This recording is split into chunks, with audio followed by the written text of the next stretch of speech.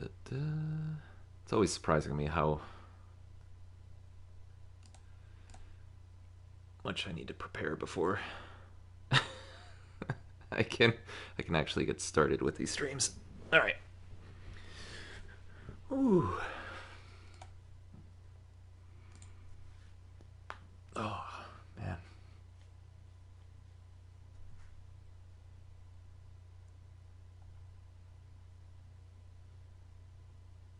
All right, give this a little bit here before we get started.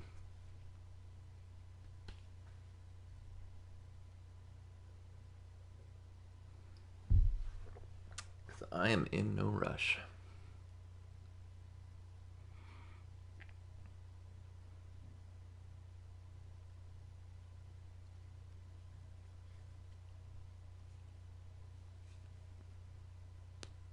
Oh man.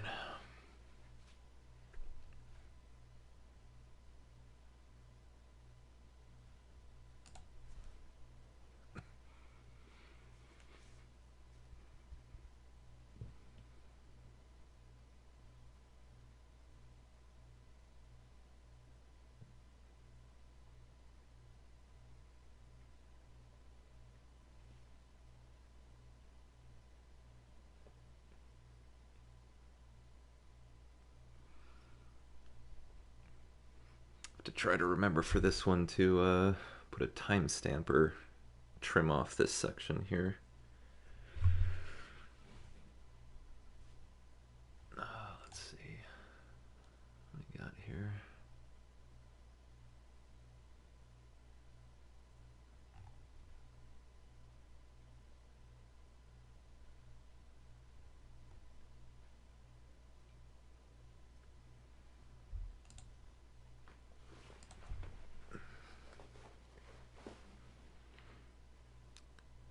For a game with such great music, this is eerie to have it this silent and just odd.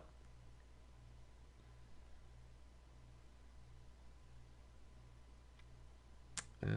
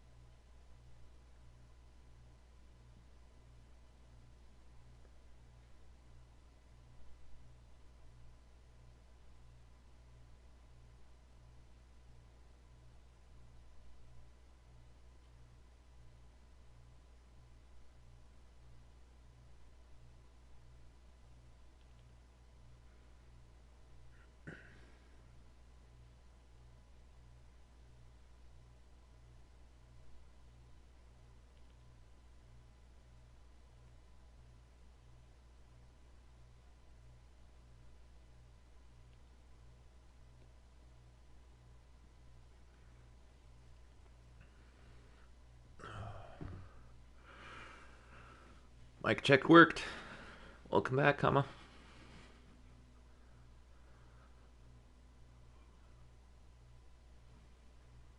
Oh man.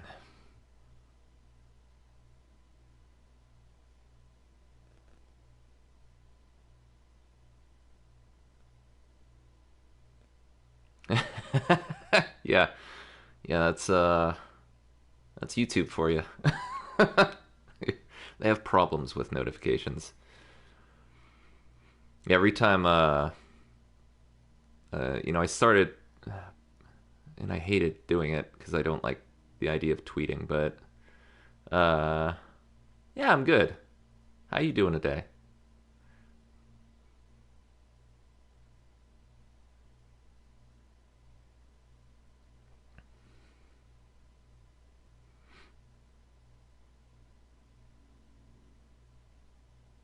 It was a rough one. That was a rough session. Yeah. I'm not surprised by it. I mean, I think I said this in like the first stream I did, but I still watch Let's Plays of people going through Automata blind. Every every ending is just it kills me.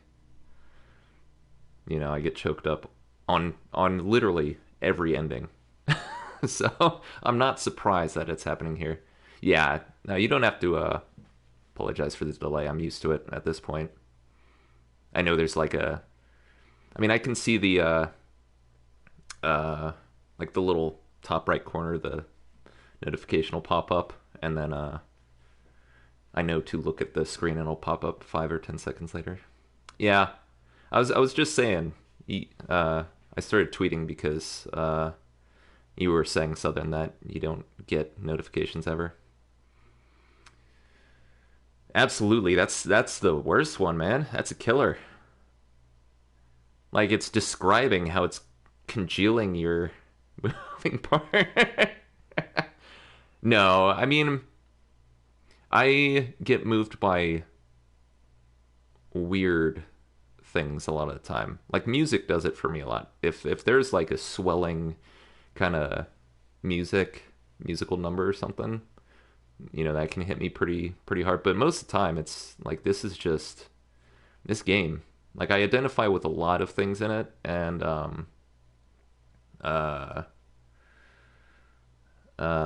yeah, it's just this game is especially the ending E in Automata. Like, I've never seen anything like that before in my life. It was just like, it made you feel like, everyone was kind of in it together and you were actually doing something to help someone out. Even though I know it's a gameplay mechanic, but still. I'm sure, yeah. I mean, I can already tell Kanye's theme is just, and I have seen the lyrics, the translated English lyrics to it. Um, and when I first heard it, I was like, oh, this is a nice, soft song that's really calming. And then I read the lyrics, I was like, oh my god. Yeah, yeah, you're just putting your faith out there. So, oh really? That sucks. All right. Um. All right. I'm gonna get out of here. I didn't want to move forward without making sure you guys were there. Heading B. Load your clear data after completing the game to experience kind of. Yes. So this. Okay. Can now read a departed mother's diary in your house. Wardrobe has been added to the options menu. New outfits can be obtained by progressing through a departed mother's diary. Change music has been added to the game settings section of the options menu. I assume that's the original, and then. Oh, I get you. I'm picking up what you're putting down now. Yeah, yeah. That was something else. Yeah, I actually have specifically gone through um,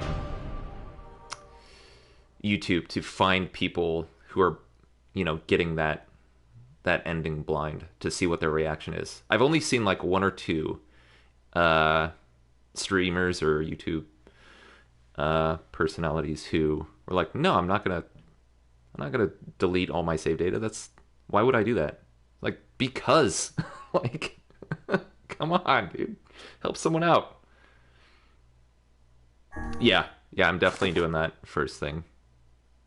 Aw, it's got a lunar tear on it now. That's cool. Little post-it note. All right. Oh, I'm excited. Let's go. Do we get to see young Kaine? That would be great.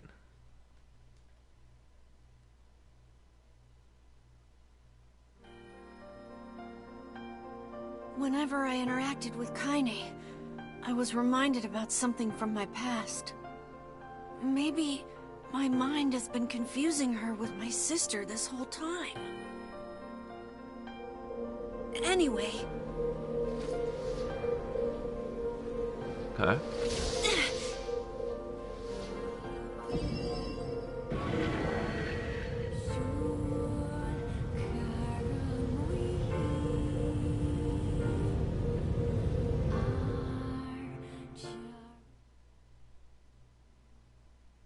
Kaine's dreams.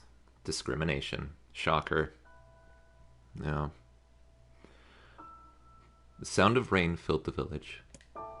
The steep cliffs that surrounded the area magnified sound, causing even the slightest drizzle to rattle like a thunderstorm.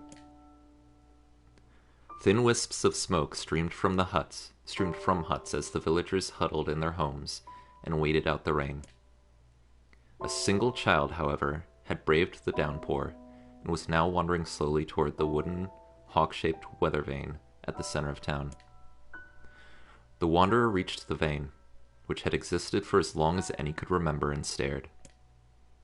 The child's face was simultaneously delicate and fierce, like a teacup that had survived a shipwreck. Those traits combined with pale white skin to give the face of an almost sexless quality. If the beak turns east, I go home. If it stays west, then I... The child blinked. Rain slowly dripped down from the young one's short hair and began its long descent to the ground. Come on. Come on! The child felt a slight breeze and watched as the veins slowly creaked to life.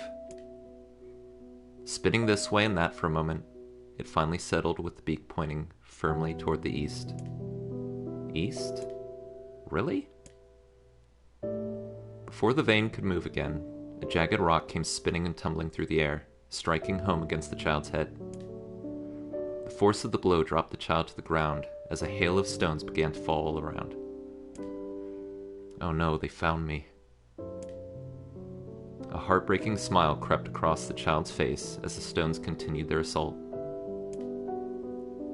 Through the rain, the sound of multiple footsteps grew louder before a voice rang out. Yo-ho! Kaine! The voice belonged to Demo, worst of all the bullies in the area. As Kaine struggled to stand, a final stone came skittering through the mud and bounced against her foot. Blood oozed from the cut above her eye and blurred her vision, but she could make out the shapes of Demo and his usual gang of idiots. The boy seemed taken aback for a moment by Kaine's seeming indifference to the blood dripping from her face, but quickly regained his bravado. What's up, freak? You like the rain? You like getting all wet? Or did you finally decide to run away from home? Though she knew it was futile, Kaine turned to leave. Before she could get more than a few steps, the other children scrambled to surround her, cruelty burning in their eyes. Kaine knew those were not the only eyes on her. The tormentor's parents watched from the safety of their homes.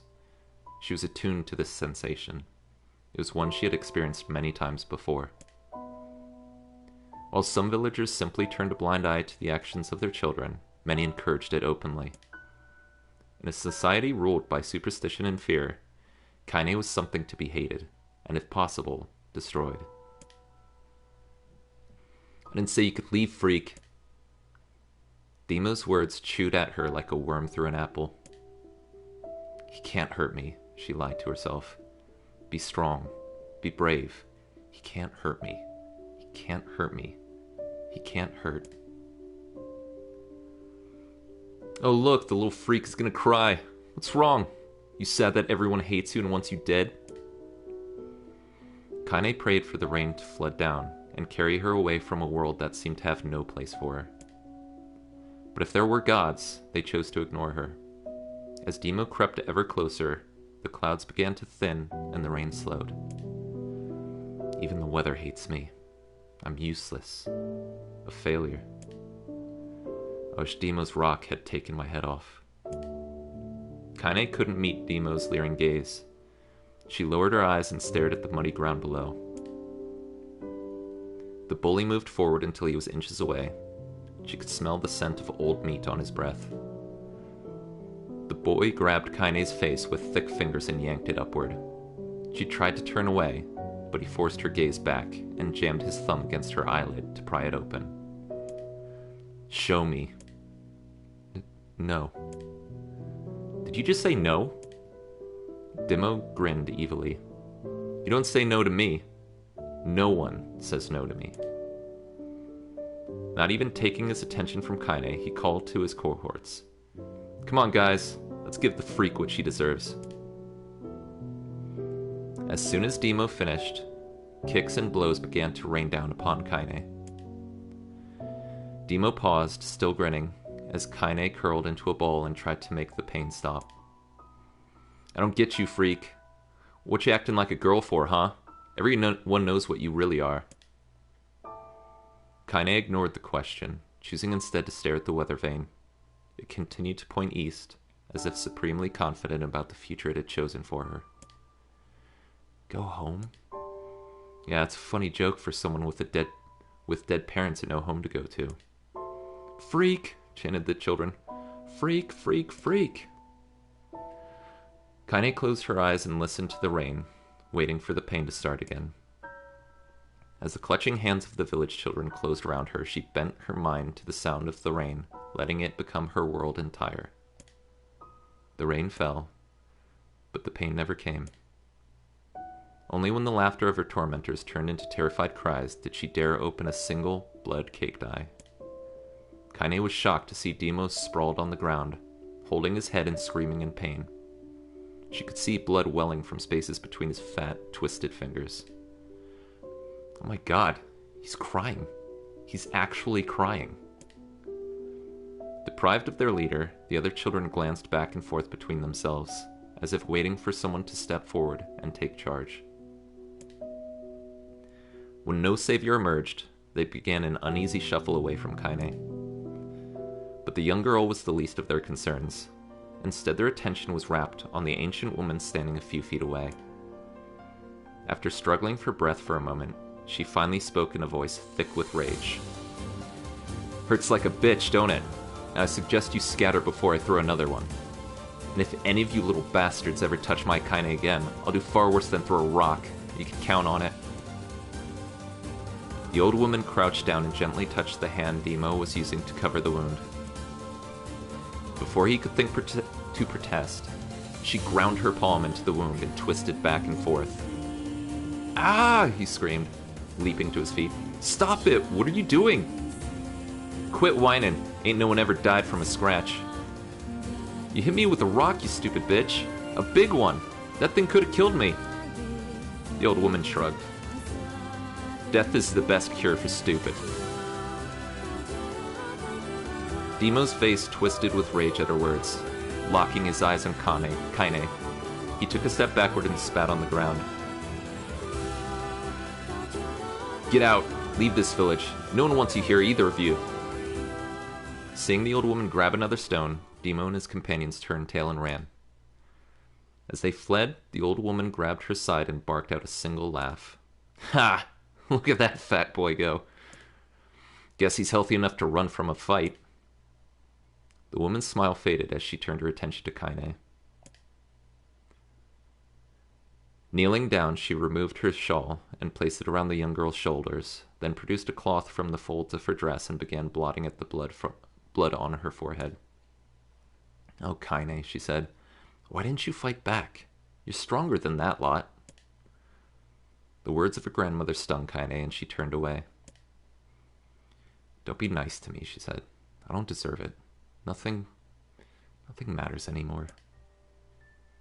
Her tears, held in check for so long, finally began to fall on the muddy ground below. Everyone hates me. They think I cause bad things to happen. They think I'm a freak. I wish I was dead. As Kaine's tears turned to sobs, she felt her grandmother's hands on her shoulders. Despite her advanced age and diminutive size, she was a woman of surprising strength, and Kaine found herself unable to turn away. Don't talk like that, girl. It's a river wide and deep that flows between the realms of this world and the next, and it grants no mercy to any that attempt the crossing. You got a duty to fight until your last breath. Understand? The old woman tightened her grip and tried to still the tremor in her voice. You know the pain of losing someone close to you, Kaine. You know because you survived it. As the words hit home, Kaine was struck by the force of her love for the old woman. As a young child, she didn't even know of her grandmother. But when her parents died, the woman quickly accepted her as her own. Grandma, as Kaine called her, was cunning, vulgar, and quick to violence. And their first few years together had not been easy. But with each year that passed, Kaine and her grandmother had grown closer. However, it was only now, sitting in the mud with tears and blood caking her face, that Kaine truly understood the depths of her affection. Here was a woman who had seen hard times, who had seen death, who had fought through all these things and somehow emerged on the other side. If anyone could understand Kaine's pain and loneliness, it was her. Do I make you sick, Grandma? Of course not. Don't be an ass. Kaine drew her grandmother's moth-eaten shawl around her body and shuddered. But my body, it's not normal. If I was normal, then Mom and Dad wouldn't... Hush, interrupted Grandma. I'll not hear another word of this nonsense. You're my granddaughter and I love you. And if folks have a problem with that, they can just go to hell. With that, the old woman reached out and placed a wreath of dried flowers in Kaine's hair. The skill it took to bend the flowers without breaking the stems or losing a single petal was remarkable, and the beauty of it made Kaine want to cry all over again.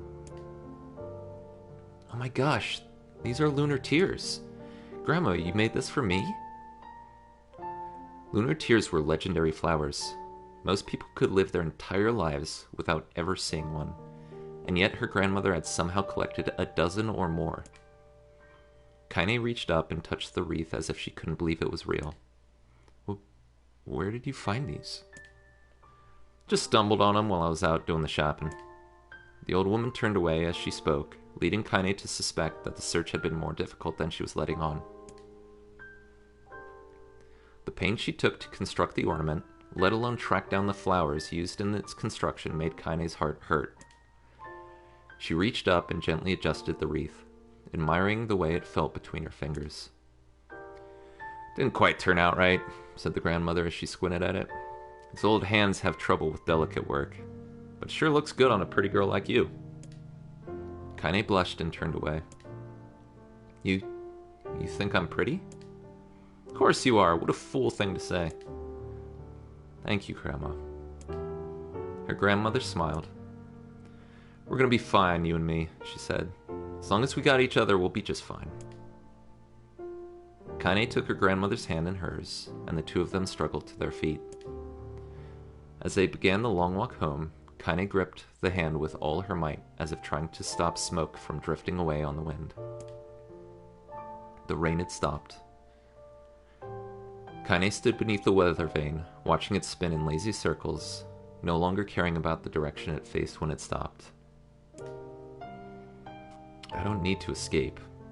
I have a home now. Grandma loves me and that's enough. Even if it's us against the world. Kaine let her gaze drift up past the vane and into the cloudy sky. The last faint hints of a rainbow were slowly fading. As she turned and headed for home, the light scattered into a million particles and vanished, seemingly taken away on the breeze. Kaine's dreams, daily life.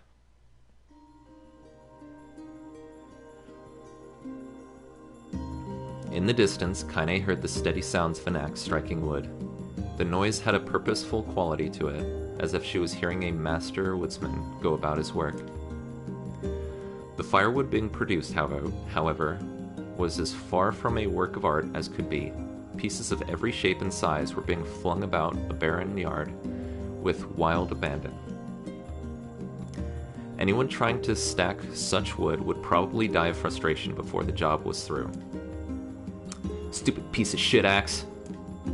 Kaine's grandmother flailed away with the axe, filling the air with both splinters of wood and words that would make the most hardened sailor blush. Grandma, called Kaine. That you, Kaine? Yelled the old woman, taking her eyes off the wood for a moment.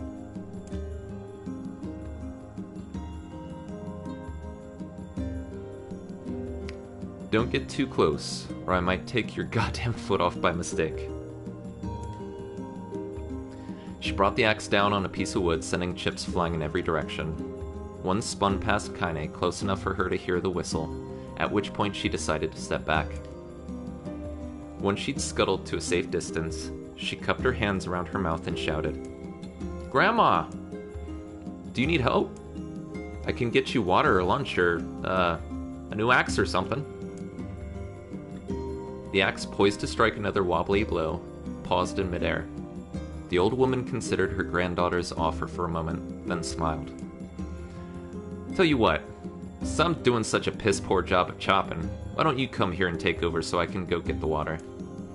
Shades have been restless lately, and I don't want you running into one of them bastards." Relinquishing the axe, her grandmother picked up a long pole with wooden buckets on either end. Gathering water was by far the more difficult of the two jobs, but Kaine knew better than to complain. Once Grandma's mind was set, there was no changing it. Kaine did her best to help with chores, but Grandma took every task that required travel to the village. Though she had a long list of plausible excuses, Kaine knew the real reason. She didn't want her granddaughter to be taunted and harassed by the villagers. Once Kaine moved in, Grandma decided to take up residence a good distance from the area. Out of sight, out of mind seemed to be the best policy when it came to the villagers and her granddaughter. And rare were the days when any but the two of them could be found on the rocky acre of land they called home. Kaine enjoyed the solitude, but harbored a secret resentment that her grandmother was forced to spend her golden years in such a place. After watching her grandmother leave, Kaine turned her attention to the task at hand. She had never chopped wood before in her life, and soon discovered why the old woman hated the chore. Swing after swing of the axe produced only a tiny crack in the wood, and when she finally managed to connect with a solid stroke, the tool embedded itself in the log and refused to budge. Frustrated, Kaine swung the axe around her head and threw it, log and all, across the yard. Damn it! Crap! Was that Kaine learning how to swear? She suddenly understood the joy of her grandmother, the joy her grandmother felt in a good curse. Happier now, she picked up the axe, forced it from the wood, and resumed chopping. She had a natural skill with a blade, but the task was challenging, and blisters soon began to form on her small pink hands. This is tough. My logs are all weird sizes. Spitting on her palms and ignoring the pain, Kaine redoubled her efforts. Just as she was developing a rhythm, Grandma returned from the village. Setting down her buckets with a small sigh, she took one look at the logs and coughed out a wheezing laugh. "Pretty clumsy, girl. You better practice if you..." Her grandmother suddenly collapsed to her knees, causing one of the buckets to wobble precariously. Eyes wide, Kaine dropped the axe and ran to her grandmother's side. "Grandma!" The old woman shook her head and pointed a trembling finger at the bucket. "Get the bucket. Can't let it spill." Kaine steadied the bucket with a foot as she knelt by her grandmother. A small bit of water sloshed over the side and made a new home in the hem of her dress, but Kaine didn't notice. Grandma, what's happening?" Crazed with panic, she grabbed her grandmother by the shoulders and shook. After a moment, the woman lifted her arms and batted Kaine away. "Stop that! Just stop!" she cried, breathing heavily. "It ain't like I'm dying. Just tired from the trip is all." Kaine desperately wanted to believe her, but one look at the old woman's shaking hands and worn face told her more than words ever could. Her grandmother had lived a long, hard life, and it seemed the bill was finally coming due. The time when a grandmother watched over Kaine was ending. Sooner than either of them had feared, the positions would be reversed. The next morning, Kaine came to the side of her grandmother's bed and took her wrinkled hand. "Grandma, you're sick, and you need medicine. I'm going to the village." The old woman shook her head and tried to rise, but but Kaine gently pushed her down. "It's alright," she said. "I'll be fine." Her grandmother fixed her with a gaze that could melt steel. After what seemed an eternity, she finally lowered her eyes and sighed. "Well, I don't like it, goddammit. But I guess I should quit being so stubborn and let you grow up." The old woman watched as Kaine strapped on her boots and made her way down the road to the village. Hours later, as an unseen sun made its way across a dark and rainy sky, she was still watching. Kaine moved at a brisk pace, checking her pockets every few minutes to make sure the money her grandmother gave her was still there. Every noise caused her to spin on her heels, making sure she wasn't being stalked by Shade, or worse, Demo and his gang. But she encountered neither tormentors nor shades, and Kaine finally found herself at the entrance to the village. The few adults she could see glanced sideways at her, then muttered to each other behind raised hands before slinking away into the shadows. Her heart racing, Kaine took a series of rapid, shallow breaths and tried to calm herself. "I have to prove myself. I have to help Grandma. I have to be strong." She chanted those words to herself over and over as she slowly made her way. Finally, her eyes settled on a rotund older woman who was angrily waving her arms in the air and telling anyone who would listen exactly what she thought of Kaine's presence. "Hey, lady," said Kaine with a bravado she did not feel. "Where's the apothecary?" The woman's flabby cheeks shook in bewildered anger. "How dare this thing speak to me," they seemed to say. But Kaine saw that her eyes held a different emotion. Fear. "Yeah, we're both scared, lady. Trust me on this one." "Which way?" Kaine repeated. The old woman pointed at a small building to her right before hitching up her dress and stumbling off in the other direction. Kaine cringed, expecting a stone to come flying from the assembled crowd, but none came. Her mind was filled with a strange sense of pride as she made her way to the apothecary. But the new emotion had little time to take root, for as soon as she opened the door, she noticed a familiar customer at the counter. It was Demo. He'd clearly been sent here on some kind of family errand, because his gang of followers was nowhere to be found. "Oh my god," he sputtered. What are you doing here, freak?" The insult was delivered without force, and Kaine happily ignored it. Stretching on tiptoes to see over the counter, she asked the shopkeeper for the medication. "Ha!" barked Demo. "Oh, bitch, finally keel over?" "Go to hell, Demo." The boy's eyes grew so wide they seemed ready to fall out of his head. But before he could let fly a comeback, or worse, a punch, the apothecary told them to knock it off before he kicked them out of the store. Demo slunked out of the shop, cursing Kaine under his breath. Once he was gone, she allowed herself to breathe once more, taking a brief tour of the shop while the owner prepared her medication. Countless tiny bottles filled the cramped store, each with a label written in some indecipherable language. An ocean of aromas assaulted her nose, creating a scent that was exotic but not altogether unpleasant. Seeing such a variety of supplies gave Kaine a sense of peace. Surely in a world so vast, there would be a place that she could call home. On the far wall, behind the counter, rested a portrait of a stunning young girl. The picture had once contained bright, vibrant colors, but time had worked its cruel magic, and they were beginning to fade. The beauty of the work, however, remained undiminished. "You like that picture?" Kaine turned to find the apothecary with a small vial of medicine in his hand. His eyes were gentle but sad, and they seemed to stare through her and into nothing as he spoke. "It's my daughter. I sketched it when she was just a little girl. She's been dead a long time now." Kaine didn't know how to respond. She just stared at the portrait and tried to come up with the right words. "Pictures are wonderful things," continued the shopkeeper. "They let the ones closest to you live on forever."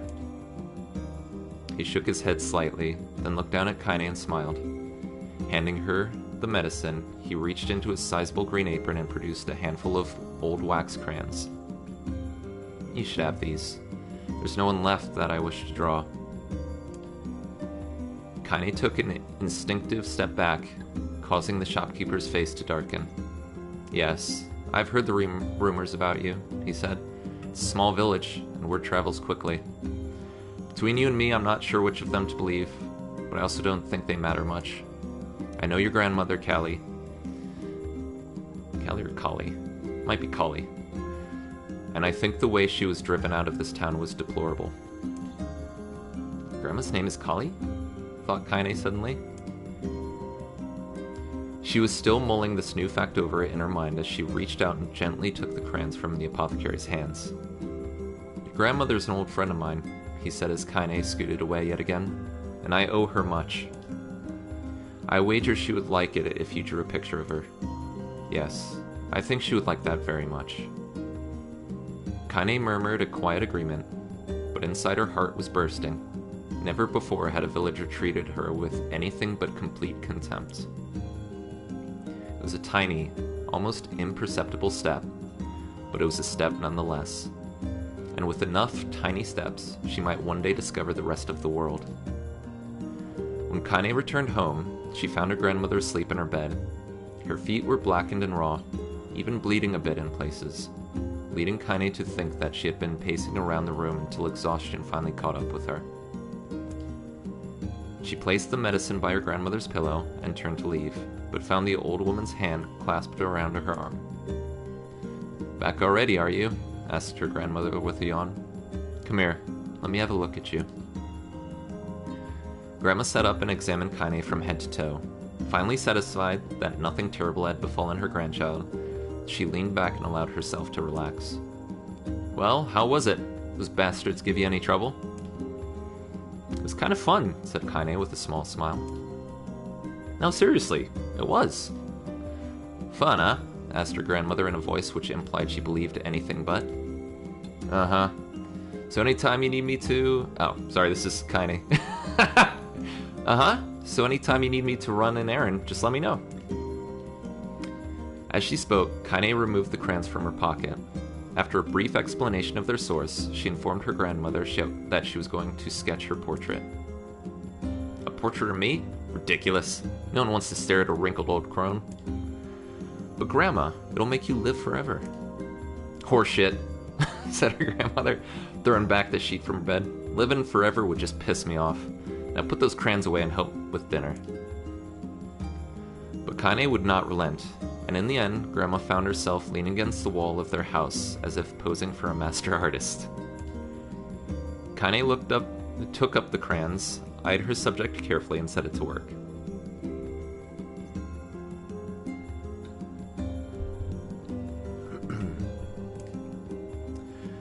Just as her grandmother was about to nod off, Kaine finished the piece. After staring at it for a bit, she released it from her grip and let it slowly drift to the floor. It's terrible. It doesn't look like you at all. I'm sorry, Grandma. I thought these crayons would, make drawing easy or something. The old woman's eyes narrowed at her granddaughter's disappointment. Let me be the judge of that, she said, ignoring the pain in her back and reaching for the paper. The sketch could have been a person's face. It also could have been a boulder, a lump of clay, or an incredibly misshapen loaf of bread, all rendered in a chaotic array of colors. The old woman stared at the picture for a long time, then slowly wheezed out a laugh. Oh, Kaine, she said between laughter, you truly are my blood. You're as clumsy as me, and I love it. But, hush, I won't hear any more bull about how ugly you think it is. It came from the heart, and I'll treasure it always. True to her word, the old woman gave the picture a place of honor above the kitchen table. In the days that followed, Kaine would often catch her staring at the portrait with a strange smile on her face. In action, she interpreted as silent, mocking laughter. A week later, Kaine could stand it no more and asked her grandmother to take the artwork down. Posh, said the old woman. I'll take this down when they roll me in my shroud. She pondered this for a bit, then turned to Kaine and dropped to one knee. Listen to me, girl. Seeing this picture makes me happy in a way I've never felt before. And it makes me want to go on, so that someday you can feel the same happiness. It was a moment that burned itself in Kaine's memory, a perfect blend of pride and love and joy, that came together to form a lifelong remembrance.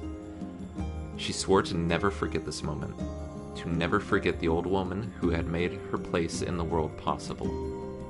Time moves on, people and memories move in and out of a life like ghosts passing through a hall. But this moment will be different, Kanye swore, because I will remember it forever. Forever. Oh my god. You weren't kidding. Alright. I'm going to keep reading in a second. But I didn't... Is this literally like an hour and then it just ends the ending? But I'll give some thoughts. I'm not trying to ignore chat, you guys. I just thought I'd read through it all through and then I'd get back to you, but it's taken a lot longer than I thought. Yeah, I so far love... I can clearly see... okay, over halfway. That's a plus. I do love them together. I can clearly see where Kaine gets her personality from. And I'm impressed and a little shocked when she saw Demo again that she didn't belt him immediately. But yeah, the Jesus. So yeah, that first dream with the bowling and everything was rough. I was getting some vibes that I'm not super thrilled to be reading into it. So let's see, what else did I miss that you guys were talking about? Yeah, I've been trying to take sips here and there so I don't choke and go into a coughing fit.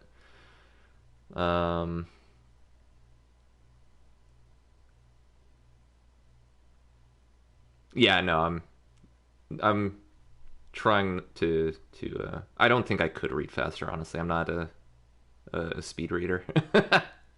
This is my fast reading, so this is as fast as it's gonna go. So okay, all right. I can get a sip here, and then we'll move on with the next dream. Now, actually, did want to say real quick, based on the start of this with the scene with Emil unpetrifying her. Like, I assume this is all going on while she's been petrified. So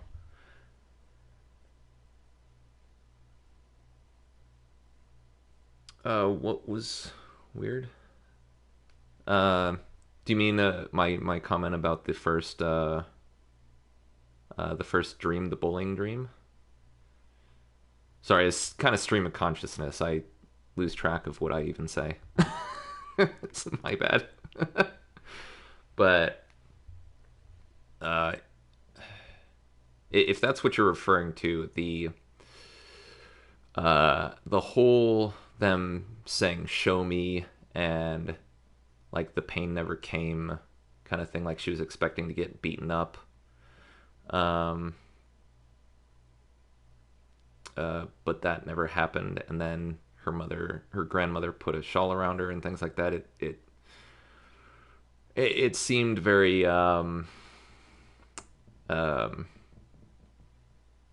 the best way to put this. Basically assault, right? Not bullying, not beating her up, just like sexual assault. It kind of felt like. So that was not something I expected to read. They did it, I think, as best they could.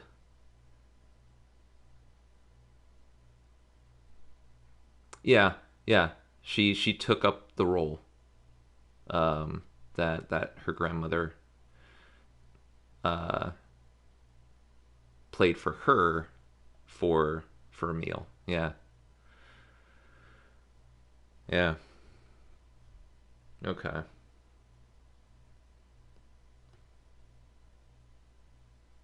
Okay. I hope it's not. I hope it's not what it meant. Cause that kind of was the vibe, like they were being subtle, but I hope it's not. So,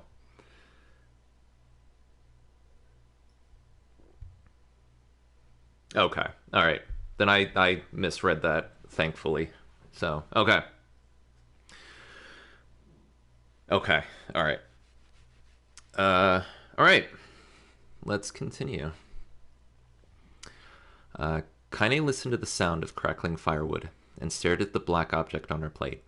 She'd been pushing it around on the wooden disc for a good 10 minutes, ignoring the bemused stare of her grandmother. Finally, she summoned her courage and gave the object a brief sniff. A sharp, bitter scent flew up her nostrils and made its home there, causing her face to twist with disgust. Grandma, I can't believe you want me to eat a bug. The old woman threw some more wood under the cooking pot and snorted. It's no bug, you fool girl, it's a berry. Why the hell would I be feeding you bugs? Yeah, well, it sure looks like a bug, said Kaine. And I think it's burnt or something because it smells terrible. With that, Kaine held her nose and threw the berry in her mouth, chewing as little as possible. Oh yeah, that's terrible, alright.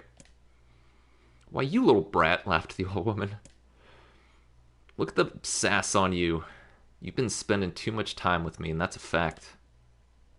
5 years had passed since the moment when Kaine's grandmother saved her from the bullies.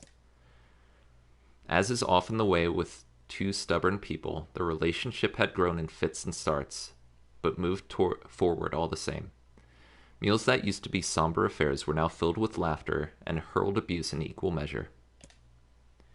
Kaine could not remember a time when she had been happier.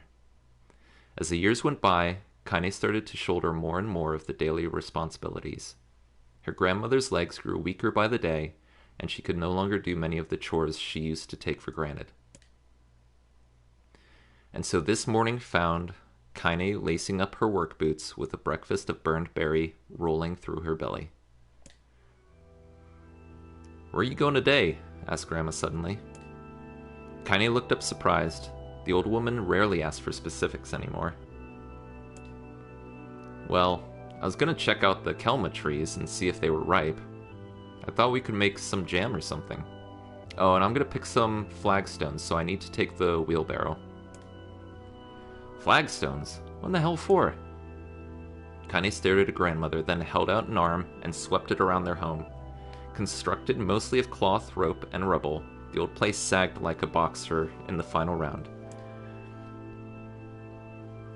Grandma, a dying cat could chew through this house. I'm going to build a stone wall so we have some protection. The old woman laughed, exposing her toothless grin to the world. Goddamn girl. If a bunch of thieves want to ransack this old place, let them come. We got nothing worth stealing anyway. Not worried about thieves. I'm worried about shades. People saw one west of the village yesterday. The old woman tilted her head and stared at her granddaughter. Well, shoot. I don't know why you have to do it today. We can worry about it some other... Grandma, no. If I don't go to the kelma trees, we won't eat tonight. You know that. A confused expression passed across the old woman's face, and for a moment she was a small child lost at a carnival. Yes, she said after a bit. Yes, of course you're right. I'm sorry, Kaine. Lately it seems my mind is... She didn't finish the thought, instead walking over to her nightstand and gently taking the wreath of lunar tears from the drawer. The flower's petals had aged to a brilliant whiteness, and Kaine thought it was more beautiful now than the day she first received it. You're gonna be a true woman soon, Grandma said as she placed the flowers in the girl's hair. So that means less chatter about shades and building defensive walls, and more talk about how beautiful you've become. Annoyed, Kaine reached up to remove the garland, but the look on her grandmother's face stopped her hand.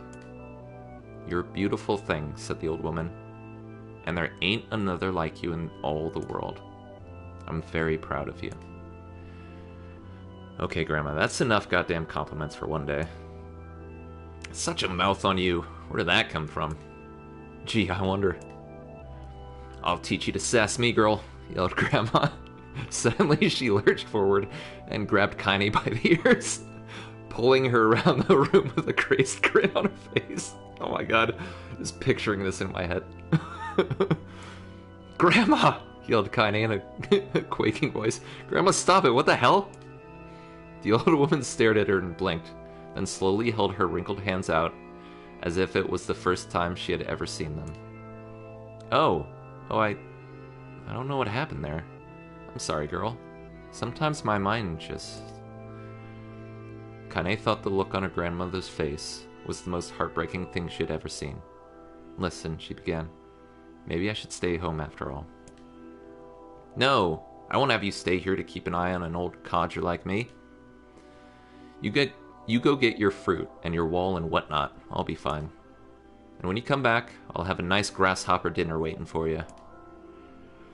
Kaine rolled her eyes, then kissed her grandmother on the forehead and made ready to depart, trying desperately to ignore the worry that was gnawing at the walls of her heart. Kaine could feel the old woman's eyes watching her as she moved down the path. Don't turn around, she told herself. But in the end, the temptation was too great.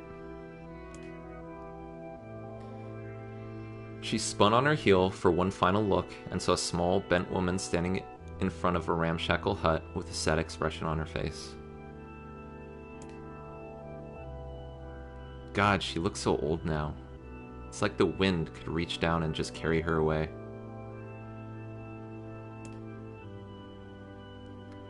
Kaine worried about her grandmother all day, causing her work to suffer. What little fruit she could collect was tossed carelessly into the wheelbarrow, and she only found a couple of stones before losing interest in the project. Finally, as dusk approached, she decided to call it a day. Cursing herself for the lack of focus, Kaine pushed the nearly empty wheelbarrow back down the path. As she crested the final hill, she suddenly froze in place. The wheelbarrow fell from her fingers and collapsed on its side, sending a few pieces of wrinkled brown fruit rolling back down the hill. Her gaze was transfixed by a thick black cloud that hovered just ahead.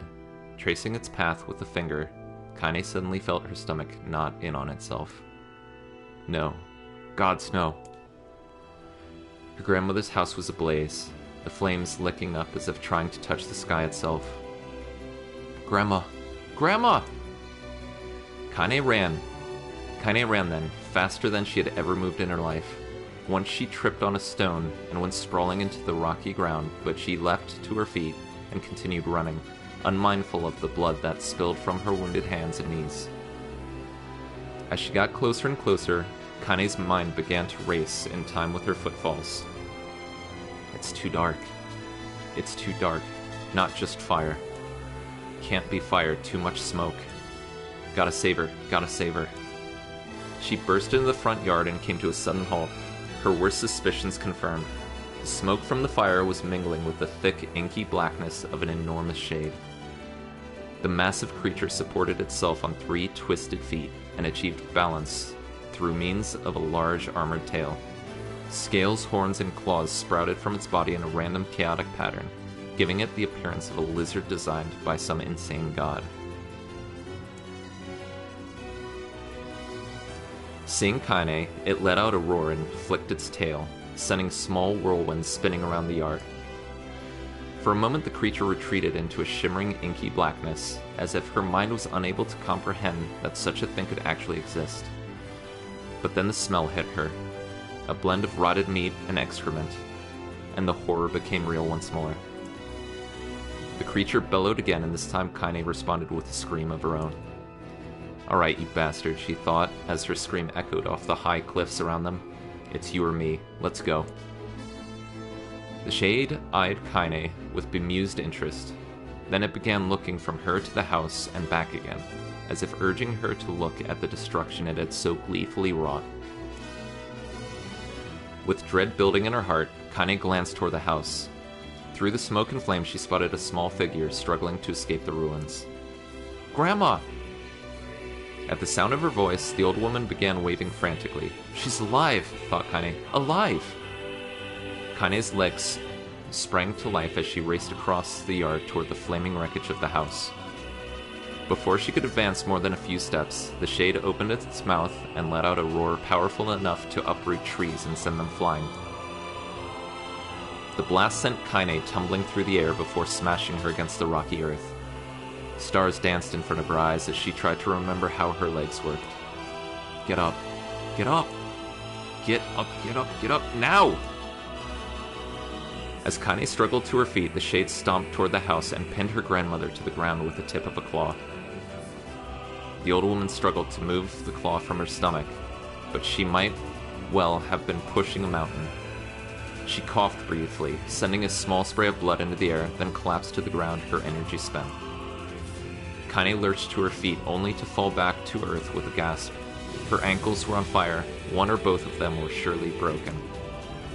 Ignoring the pain that screamed through her body, she began dragging herself across the ground, leaving a drunken trail of dust and blood in her wake. Grandma, hold on, just a little longer. Her grandmother's face was turning blue, her eyes rolling back until only the whites were exposed. Kaine pulled herself across the ground with maddening slowness, the distance seeming to increase with every second that passed. The shade glanced between the two women and flicked out its tongue, its giant mouth turning up at the corners. Short, panting breaths belched from somewhere deep inside its core. Bastard, laughing at us. She had no idea how such a mindless creature could experience emotion. There could be no doubt the shade was taking joy in their suffering. Yeah, I see your plan. The shade moved its claw slightly, allowing Grandma to breathe again. It was clearly keeping her alive, only to snuff out her life when Kaine was close enough to touch her. I'm gonna kill this bastard. Summoning all her strength, Kaine rose to her feet. There was a sickening snap from her right ankle as the foot twisted backward, but she forced it from her mind and began to hobble toward the monster. Pulling a small knife from the pouch at her waist, she leapt on the foot that pinned her grandmother and plunged the weapon deep. Give her back, she screamed. Give her back to me. It's like stabbing a rock. After a few swipes, the knife broke at the hilt with a dull snap. The shade panted laughter again, then raised its tail and sent it rushing through the air toward the young girl that was lashed to its foot. Kaine never had a chance. The tail struck her square in the chest and sent her crashing into the burning wreckage of the home. As she lay on the ground with blood pouring from multiple wounds, a small, weak voice spoke up. Kaine? Kaine's vision blurred, but she forced herself to focus on the sound. Finally, her eyes cleared enough for her to make out her grandmother's hands reaching out to her through the smoke. Grandma? Kaine, you gotta run. You can't best this one. Kaine grabbed the hands and held on with all her strength. Grandma, come on, we have to go. The old woman coughed loudly. One of her hands, slick with blood, slipped from Kaine's grasp and thumped to the ground below. Grandma, no. No! I said run, goddammit. You have to. You have to live. You have to get through. The thought would stay forever unfinished. Before she could say another word, the shade's clawed foot descended, smashing through the remains of the roof and down upon the shattered figure of the old woman. Blood oozed from the gaps in the creature's toes as the terrible, putrid smell assaulted Kaine's nose once again. She stared at the foot, dumbfounded, convinced that what she was seeing could not possibly be real. When the creature finally lifted its appendage, all that remained underneath was a twisted, unrecognizable mass of rubble and red. Her grandmother was gone. Kaine blinked, trying to feel the hands which had been in hers just a moment before. For a fleeting instant, she could remember the warmth of that embrace, the trembling of the fingers, but then the sensation drifted away on the breeze and was gone. Memories flashed through Kaine's mind, one after the other, faster and faster, until they became a meaningless jangle of noise. Kaine screamed then, a thunderous sound that echoed off the cliffs and seemed to roll away forever. The shade eased forward, black ichor pouring from its mouth and dissolving into smoke on the ground below. The earth shook with every step as it crept towards its prey. Kaine's body slowly rose as if controlled by a mad puppet master. Her arms and legs were bent at impossible angles. Her head lolled dangerously to the side, yet somehow she managed to stand. Staring up at the shade, her eyes began to glow with a deep red fire. The creature, so confident just moments before, took a slow, hesitant step backward, trying to discern if this broken human could possibly pose a threat. Kaine seized the moment. Laughing like a mad woman, she leapt into the air and plunged the shattered hilt of her knife deep into the leg of the shade. The shade shook Kaine off like a fly, sending her crashing to the earth once again. Her chest rose and fell slowly, as if a great weight were resting on it. Moist sounds of pain echoed through her mind. Something warm and thick oozed from her ears.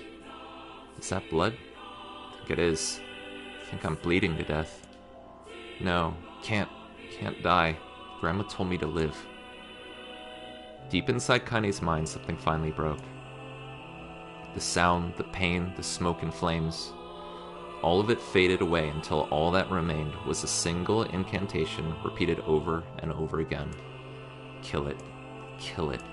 Kill it. Kill it. Kill it. Kill it. Kill it. Kill it now. As the spark that was Kaine slowly began to flicker and die, she felt her desire to kill and her desire to live blend into one. The distance between heartbeats grew longer and longer and longer.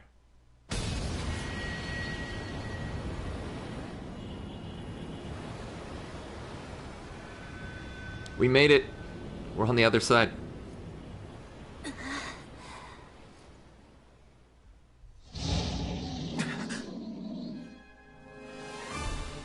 The beast approaches. Oh, I know.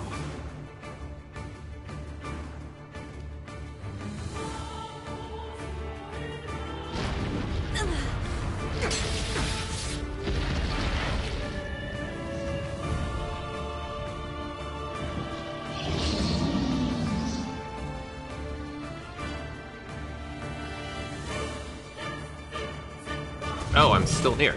Okay. I'm a little surprised. Not gonna lie. What anger this creature must have. How did it even survive these past 5 years? That's where I wanted to go. I'm not gonna let this happen again. It dies today. I saw it. It's lighter. It's not the blade, but the skill of the user. Strike it down.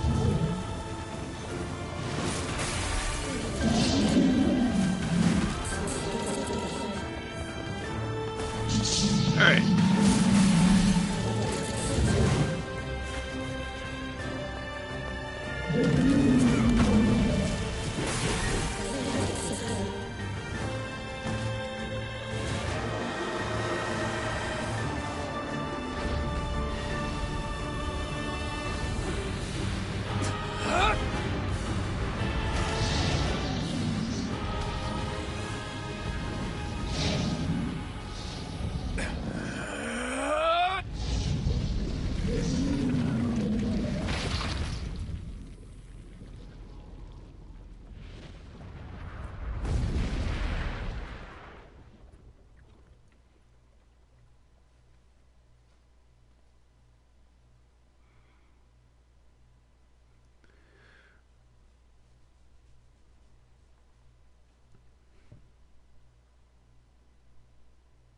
Oh god.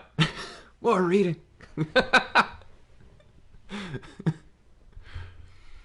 So I guess that was like a okay, we understand you've been reading for a while. We'll give you a little something. Yeah, there is. Okay. Let me take a drink real quick. Okay. Gently, weakly, softly. The shade, sure that its tormentor was dead, turned and stomped off toward the horizon, stopping along the way to bellow one final roar. Couldn't kill it. Shamed beyond imagination, Kane tried to turn her head to the side, but only succeeded in coughing up a huge gout of blood.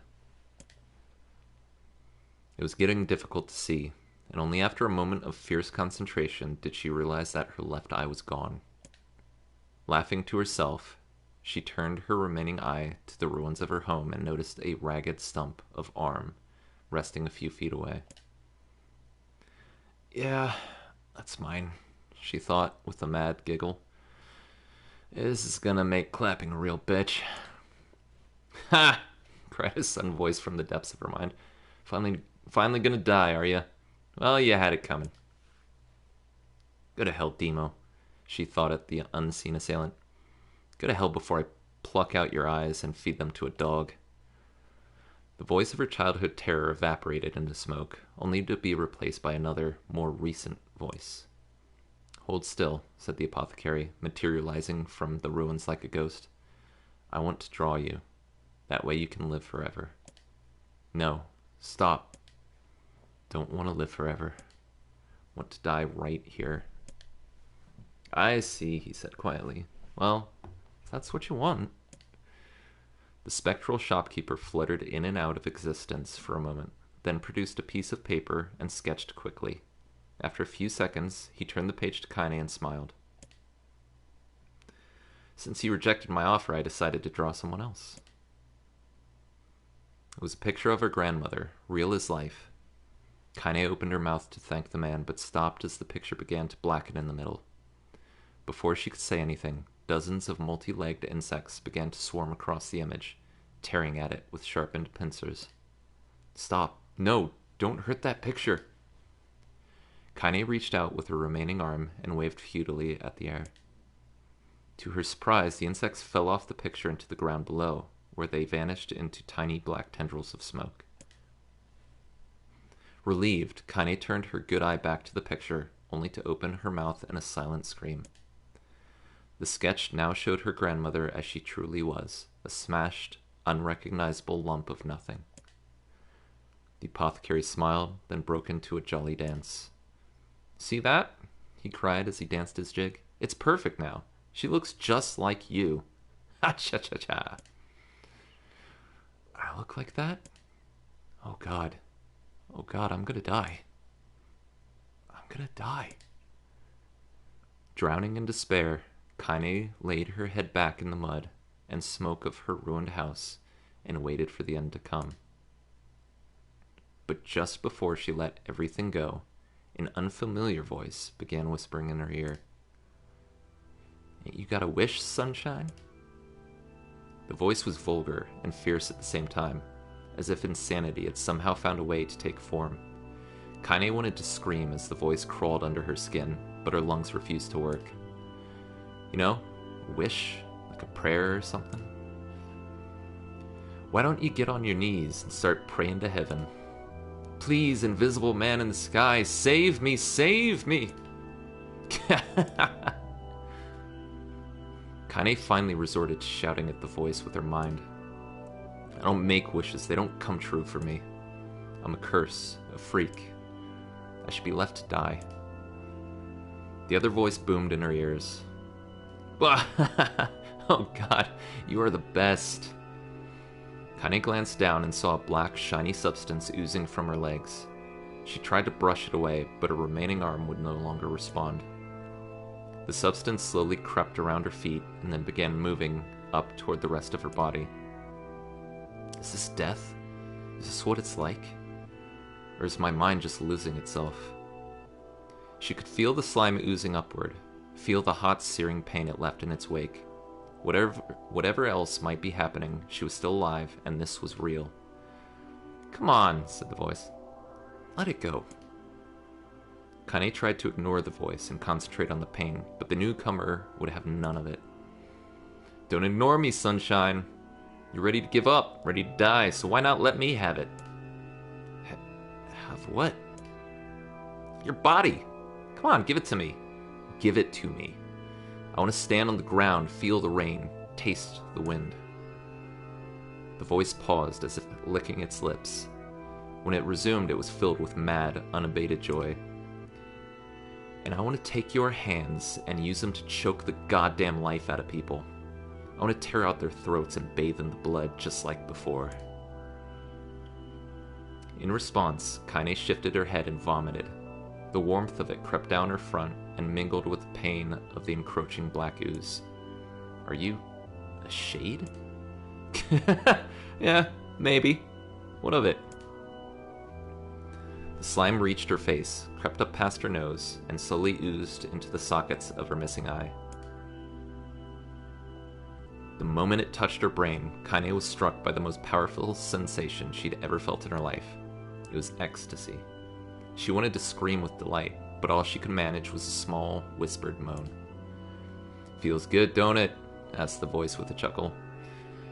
"Yeah, what can I say? I know how to please the ladies. Now give me that body. Come on, give me the body, and I'll give you more of this feeling. It's fair trade." A black lump began to protrude from Kaine's side as she watched it grew longer and thicker, eventually taking the form of her missing arm. I can see better, she thought. My eye must be growing back too. The slime reached up to envelop the rest of her face, but she managed to brush it away. "Stop," she whispered, marveling at how she had regained her voice. "Stop." The black ooze hesitated, as if considering this request, then quickly shimmered down her body before disappearing in a cloud of smoke. "Ah, what the hell, Sunshine?" screamed the voice. "We had a deal. I thought you wanted to die." Grandma said, "Can't die yet." A brief image of her grandmother, bloodied and broken, flashed before her eyes. She saw the shade that had killed her and heard its mocking laughter, then closed her eyes and forced the image from her mind. Her whole body was quaking with rage. When she opened her eyes again, they burned bright red. "That thing took my grandmother. I have to kill it before I die." Kaine glanced down and saw a mysterious pattern, the pattern of the shades, burn itself into her left arm. "Well, I'll be damned," said the voice cheerfully. "Look at that, Sunshine. I think you and me are gonna be good friends now." Kaine stared intently at her arm. The more emotional she felt, the more the letters seemed ready to puncture her skin and begin infecting the rest of her body. The arm clearly had a will of its own now. "Stop. Gotta stop." Holding her left arm in her right, Kaine took a deep breath and tried to calm herself. "Come on, don't fight it," pleaded the voice. "Hate's my favorite dish and I'm hungry. Let it go. Feel the anger. Burn with the fire of revenge. Thirst for blood. Then go out there and... Shut up. Shut up and get the hell out of my body." "Your body? Oh, that's rich, That's rich, Sunshine. Real rich. Look, why don't you just up and die so I can have this body all to myself? What do you say? I bet those buddies of yours in the area would love to see you dead." Kaine grabbed a nearby shard of glass and tried to saw off the shade-infected portion of her side. Before she could, her darkened left arm grabbed her right wrist, crushing it. Kaine screamed and dropped the shard as the sound of bone crunching on bone filled the air. "Stupid idiot girl. You're possessed now, Sunshine, and there ain't no going back." The voice laughed again, a loud, long wail that seemed to go on without end. "Possessed?" whispered Kaine. "Yeah, possessed. You and me? We got what you might call a timeshare arrangement. Remember how folks used to think you were a freak? Well, wait till they get a load of you now." Kaine looked up, tears in her eyes. The sky seemed smaller somehow, darker. Is this because of that shade? Is this how they see the world? "So, listen," purred the voice. "I know this whole possession thing seems a bit sudden, but it ain't all that bad. There's plenty of it for you, too. I'm a very powerful creature, Sunshine, and now that power belongs to you. You got enemies? People you want to kill? I can make it happen. That little fat kid who kept picking on you? That big old shade that squashed your granny? We'll wrap them up in their own assholes. No more abuse for you, Sunshine, no more pain." "Wait," said Kaine. "You're Shade. Why would you help me kill another Shade?" "What, you think I'm some kind of racist? Some killing snob? I don't give a good goddamn who you murder, honey pants. I just want to drink from the well. Kaine considered this as she struggled to her feet, the power of the shade coursing through her. The smoke from her house was drifting away with the wind, and she enjoyed the way the cool evening breeze felt on her new left arm. After a long pause, the voice spoke up again.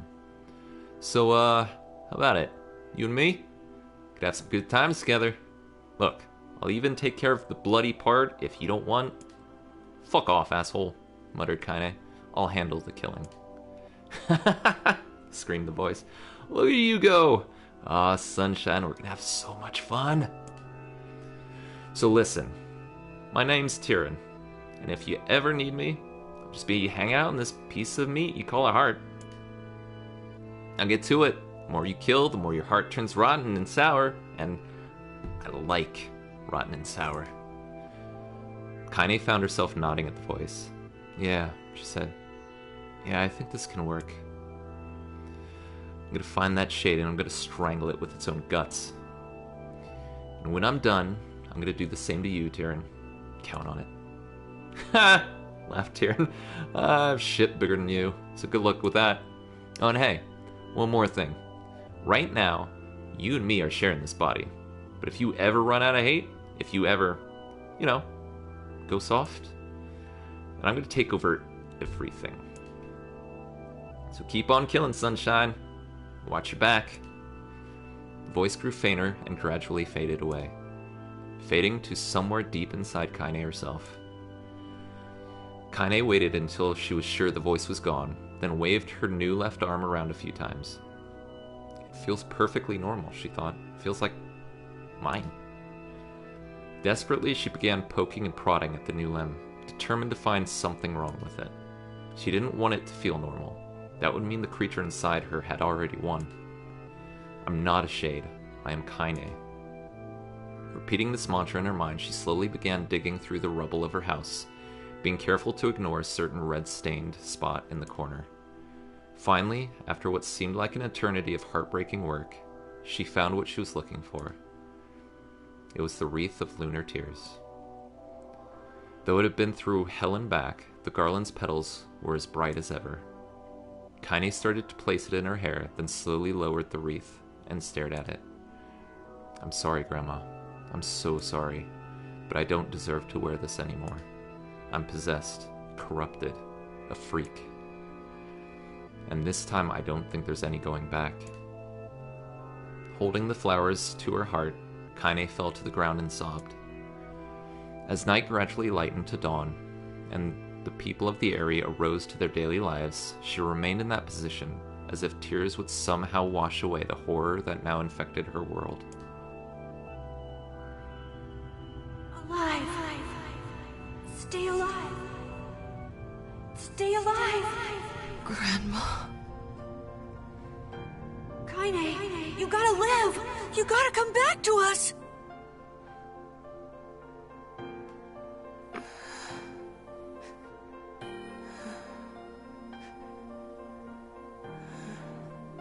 Oh, hey.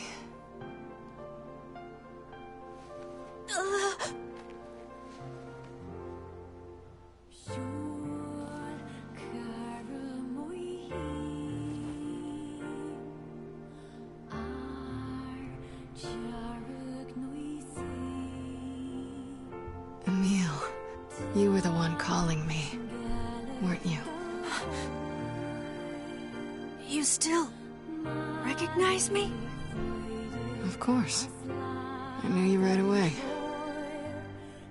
Thank you, Kaine. Welcome back, Kaine. Wow, you grew up. So, how long has it been? 5 years.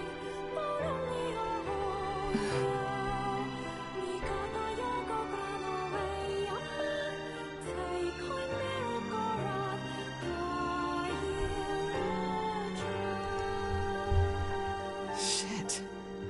That's a long time. Any luck with Yona? We are still no closer to finding her. We need a way to locate the Shadow Lord. By the way, this is for you. Is that Lunar tear? It's not as good as your grandmother's, but I tried. No, it's great. Thank you.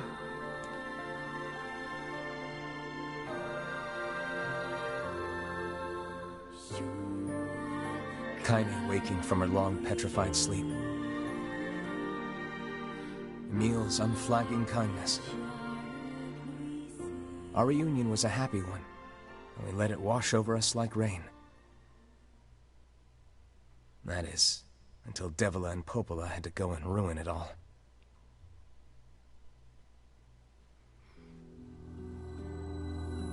Are you kidding me?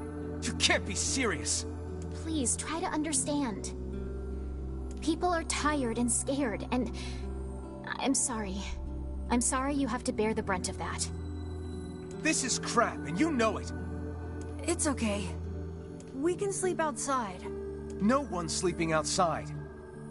Also, so, a few things. A lot of these scenes now, completely different feel to them before ending A and after. Like, when she came to and saw Emil, like, that stung a little bit more than the first time. And this one, you know, before, I was like, oh, it's not their fault. Like, you know, the villagers are doing it. Now it's like, no, they know exactly what they're doing here.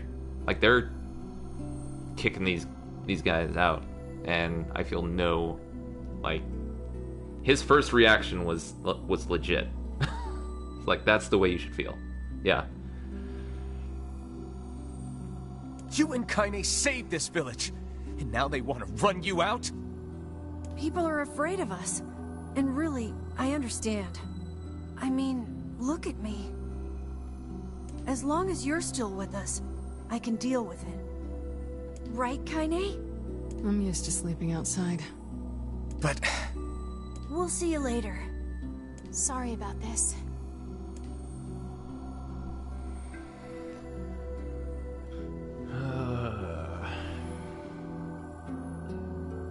What is the matter? Kaine always sleeps outside. I never thought about that until just now. Never even occurred to me. Damn it. We should turn in.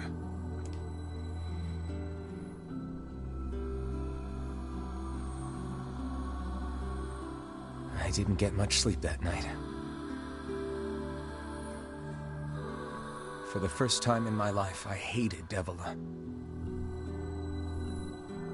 For the first time in my life, I doubted Popola. But those feelings are pointless in the end. They said and did what they did for the sake of the village. Not so sure about that to now. protect it from the horror of the Shades.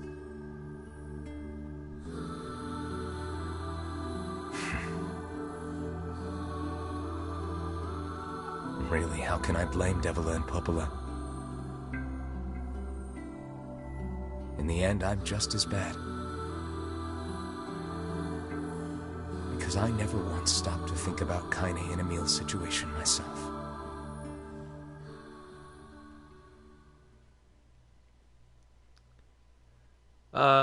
Southern, I think I know the purpose. You know, I based on what I know from Automata and this, they're there to make sure that I should apologize to Kaine and Emil.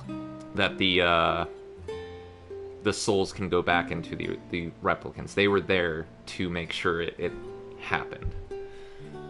So I do know that part, but I don't know if there's anything else that oh, this is new? But what good would that even do? I got a fire going. Wait, is that? Campfires are weird. I'm so happy to get to talk to you again, Kaine. Yeah, me too.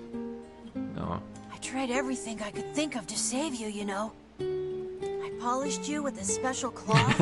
I poured warm water over you. Wait, you poured water on me?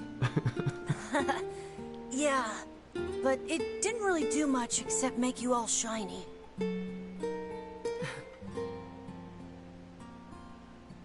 Hey, Emil. Thanks for saving me. I guess you noticed how I look different now. I'm sorry, Emil. I'm sorry for all of it. Well, I mean, this new form isn't all bad, you know? At least I can look at you when we talk, right? Hey, so why don't you tell me something about yourself? I'm not very interesting. Sorry. Come on, I just want to know you better.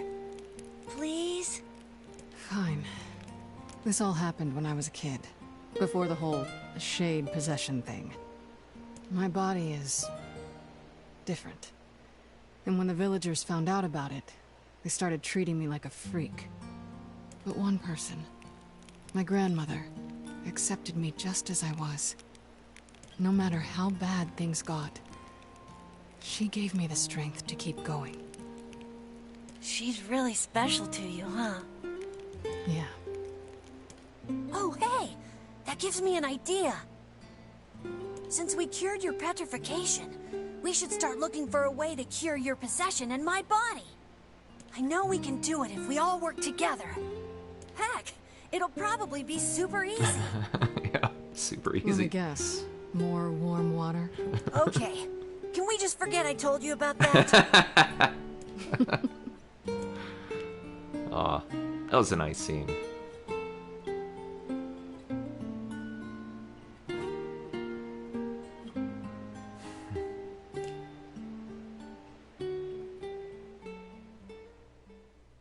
That was nice.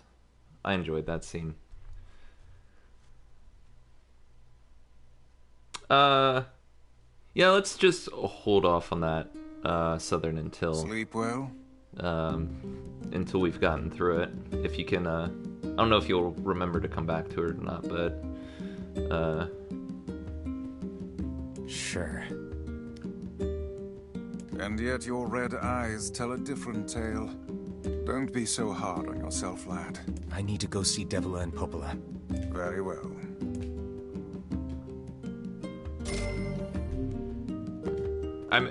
no lie, I'm a little disappointed we're still playing as Nier. A little bit. Oh, that's right. Thank you. What might Thank that you, be? diary. It's Mom's diary. I've not heard you speak much about your mother.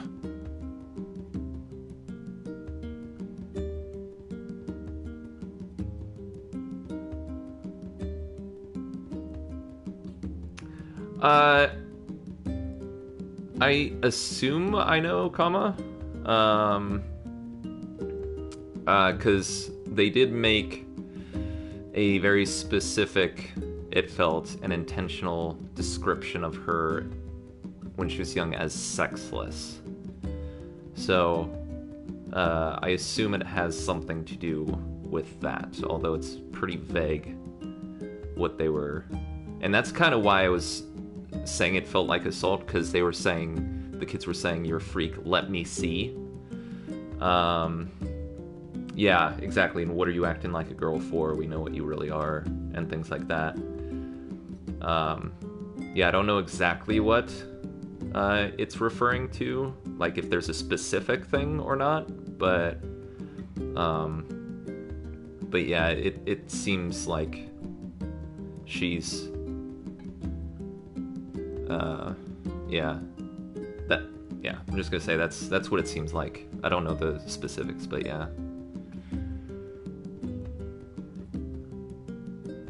Oh, okay. Yeah, that would make sense. Yeah. Gotcha.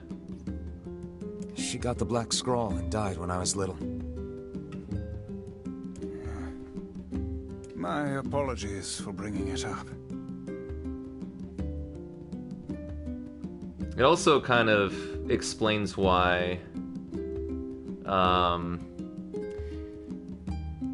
she's going around in lingerie, because they're saying, "Why are you acting like a girl?" and they're trying to shame her out of that, and so she's kind of overcompensating. Oh, gotcha. Taro actually verified that in interviews. Okay, gotcha. Oh, that's it. That's okay. I missed that comment. So that's all they go into it in the game. Okay, gotcha. All right. It's all right. I can barely remember her face anymore. This is the only thing I have left of her. Reading it helps remind me of when we were still a family. Yeah, I guess in her head, that's a much better insult, especially since she, had freak thrown at her entire childhood. Hussy, if after a while after you've grown up, it's more tolerable to have thrown her way as opposed to freak, which she was probably traumatized with her entire childhood. Yeah. I see. But the final entries get a little strange. In what way? Well, here, take a look. What we got? Okay. That seems important. It's never auto-saved for me before.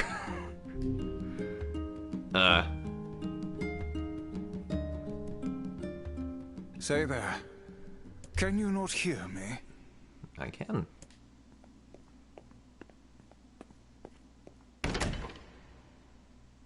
Oh! Why are you standing about like a slack-jawed ninny? Because I'm... Sorry. Felt like I was dreaming or something. Sleeping on one's feet is quite the talent indeed. Come now. There's the door. Right. Let's go. That's awesome. Dude, he looks good. Yeah, I did see it's still near. Does he move any different?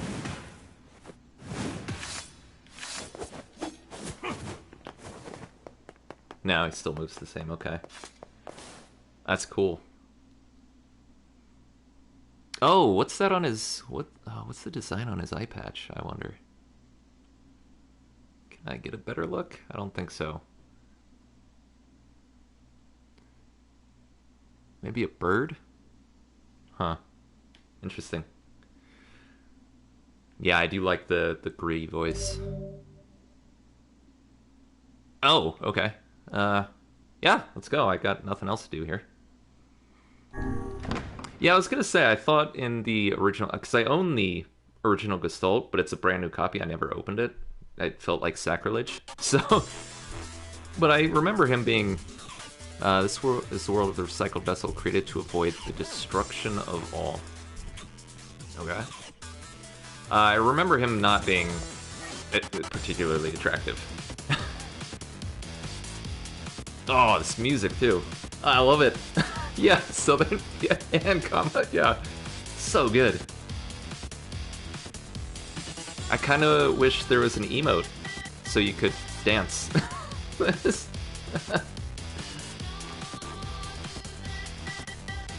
Oh, it's so good.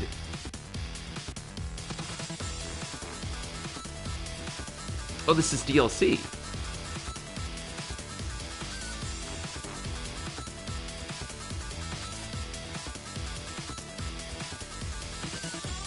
Yeah, I'm gonna try it without cheesing first. Oh, hello.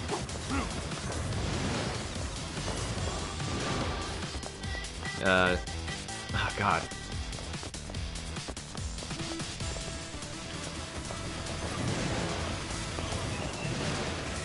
Oh, okay.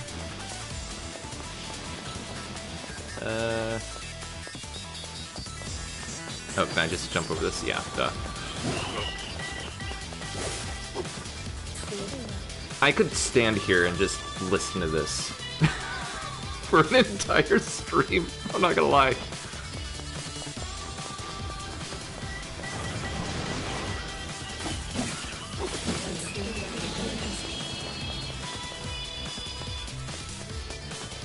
Ah, feels good. Feels good to be popping here. I mean, I didn't even really have an attachment necessarily to them, because like I said, I own the game. I never played or opened it though, so I haven't gone through the game before with him. But I still kind of, I like his design better, and I just feel like for the story so far, at least, it seems like it fits a little bit more with the father and daughter. But I mean, there might be things in the later parts where, you know, it might make more sense for brother sister. Or maybe that's just my perception and other people feel differently, so.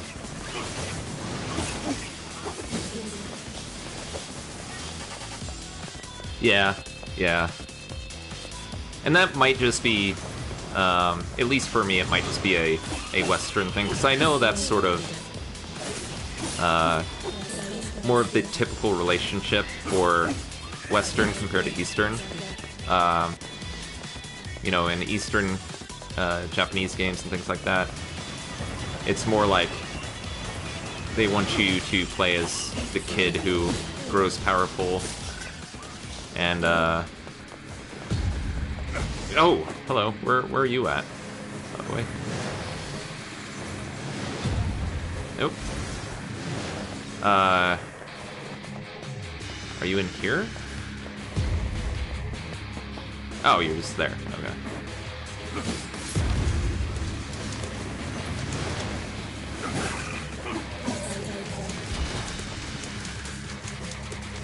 Sorry, I got distracted by stuff. For the data. Yeah, I can see I have nostalgia. City sorters. That does make more sense. Yeah, with the brother, after the time skip, he can actually wield heavy stuff, whereas that wouldn't make much sense for the dad. In fact, if anything, you'd think the dad would lose the ability to hold one, if anything. No. Everyone's got different perspectives. I'm not taking any offense to it, so don't worry. Yeah. I mean, some people might hate this techno music and everything, you know? It's fine. Yeah.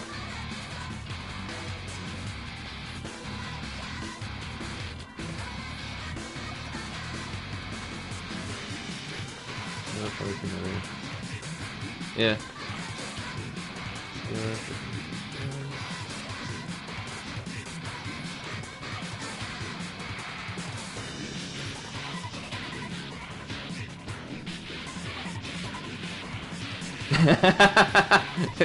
Nobody hates this music.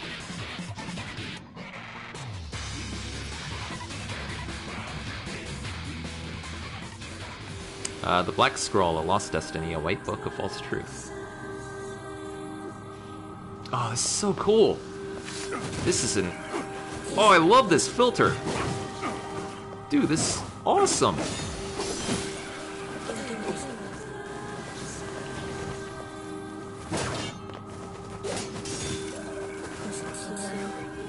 This is probably playing like hell on the stream, though, since the PS4 has a terrible bitrate. So I apologize if this is just a blur to you guys. Excuse me. You're not allowed to hit me.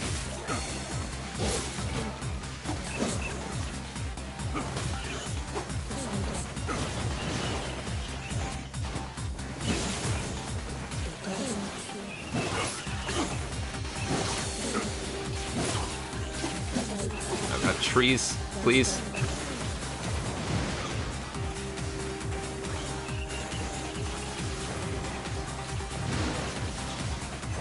So many trees. Oh my god, this is...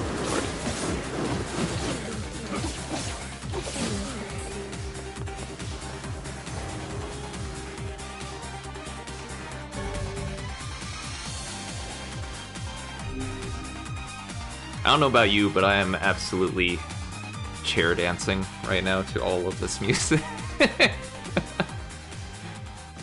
Soldiers of Salt calling forth white death. They are a legion, those who plunge the world into darkness. More stream destroying filters, but still looks cool.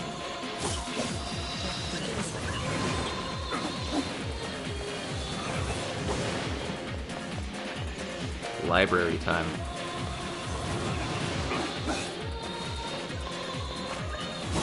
After each of these waves, I'll pause so I can actually read chat.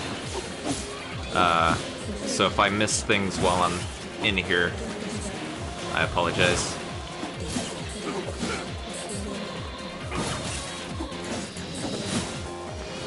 Because I can't fight, chair dance, and read chat all at once, so something's got to give.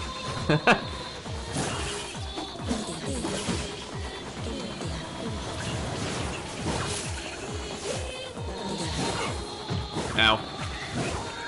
Alright, I'm sick of your teleporting. Stop it. I don't like it.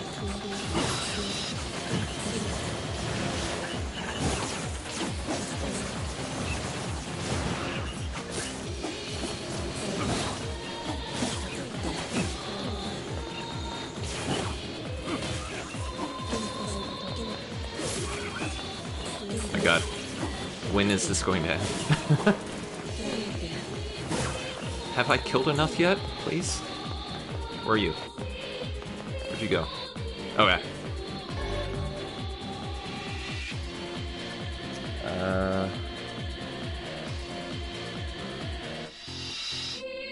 Oh, gotcha, yeah.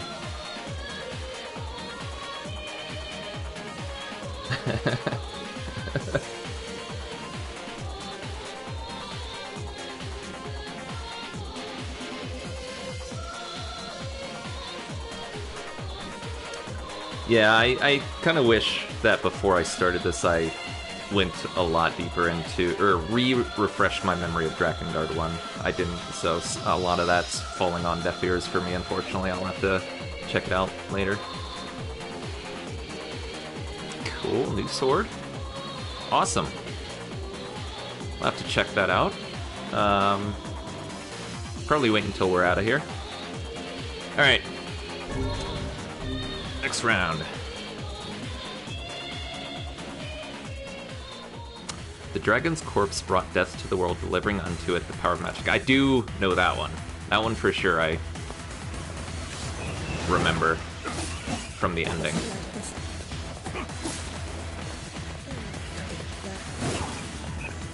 Ow.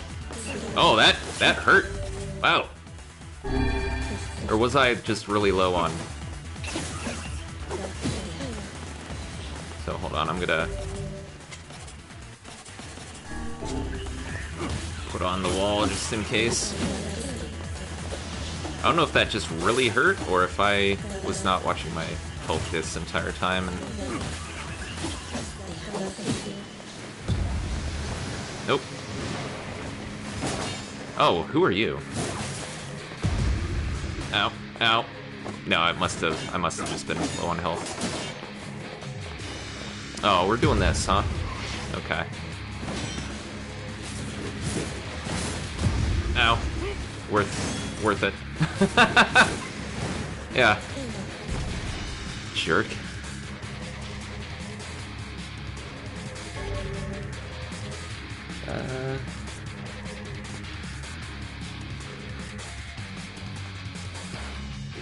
Yeah. Yeah, I do. I have a clear image of the portal opening in the middle of Tokyo and then both of them falling down. Yeah. And I remember that they both brought something along with them. Oh, loaded screen. The black sickness stains the future. They journey to return to soulless vessels. Oh, side-scroller. Can we... Yeah, okay, so there's a bit of...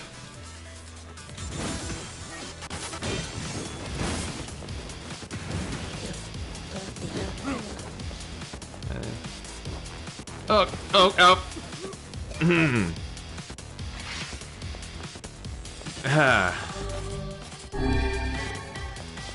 You didn't see that.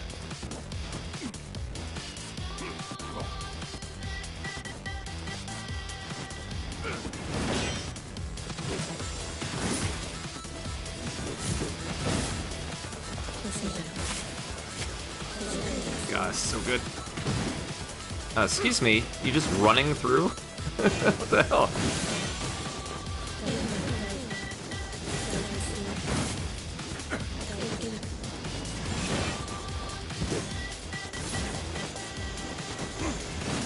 You need to go away, thank you.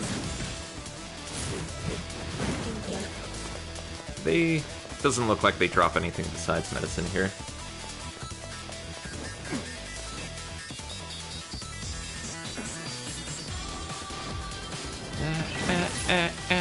I love this music. Okay, buddy. I need you to die. Oh, not like that.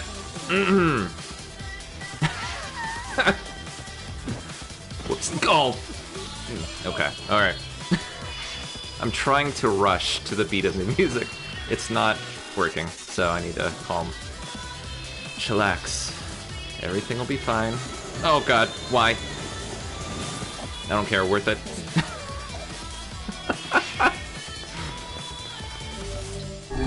Need to watch my health.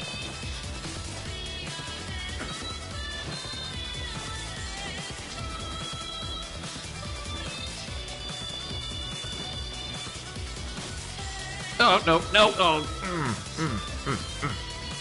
I am not doing well at this section. Okay. Ow? Excuse you?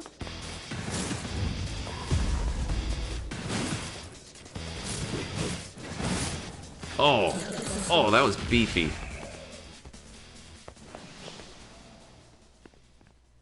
Oh, okay. Oh, outfit. That's right, we still need to check out the outfits. Kabuki outfit. Okay. Cool. Cool, cool.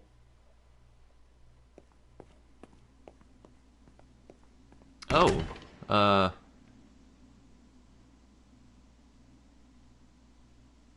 is one the exit, one's further? Or is it an actual choice? I don't... Well, they pointed more at this one.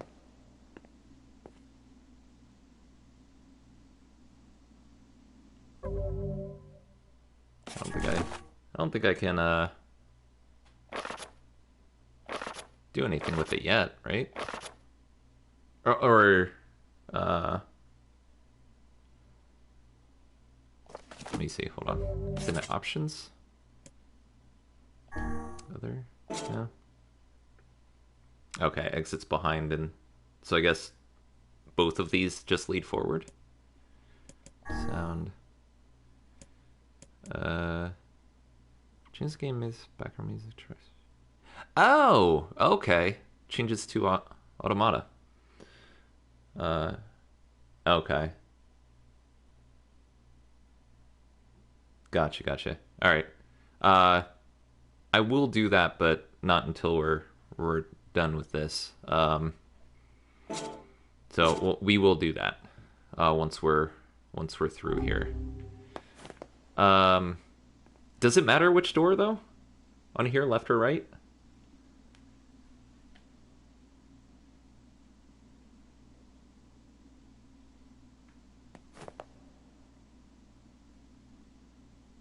Okay, 3 DLC doors unlocked after clearing the last.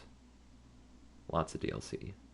Lots of challenges. Okay, so what I'm getting is probably exit and then do this, continue to do this later, right?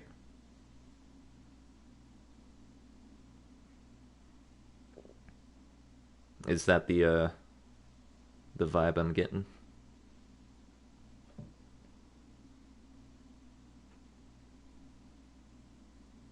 Okay. No, we'll go ahead. If this is gonna take a long time, then yeah, we'll pop out. Okay. You can do second door now. All right, we'll do one more, which I assume is this, and then we'll pop out.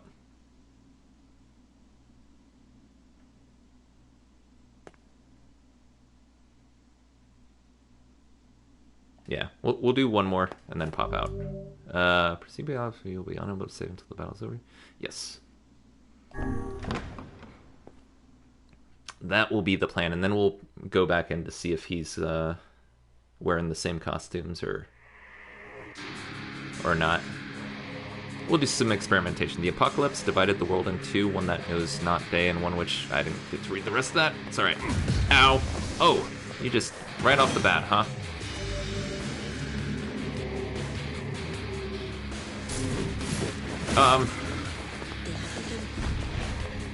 So I can't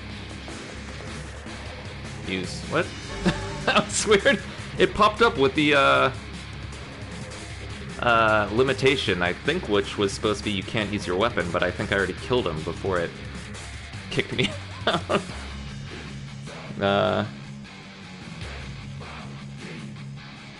Oh, gotcha. Gotcha, underleveled for the fifth door.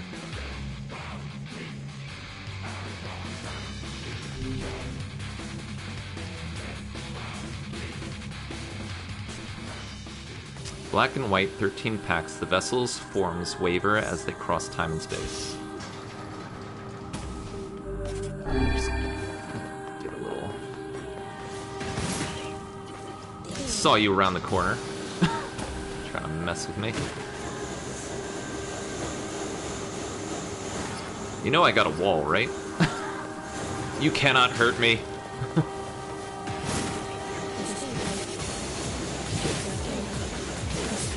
Thank God the wall doesn't have a health bar.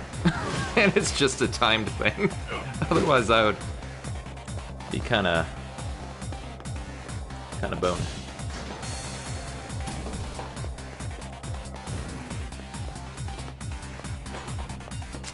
Nope. Not that way. Okay. There's 2 ways to go in here.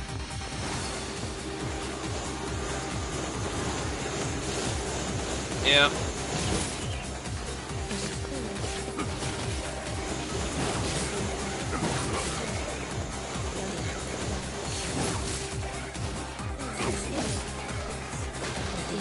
Don't have anything, right? Doesn't look like it. No, they're just there. Okay. What is this? Nothing? Okay. Why is it? Okay. Weird. Does that? Hold on. So this one won't open. I guess that's more red? I guess? Yeah, the filter's kind of messing with the lights, the color of the lights there.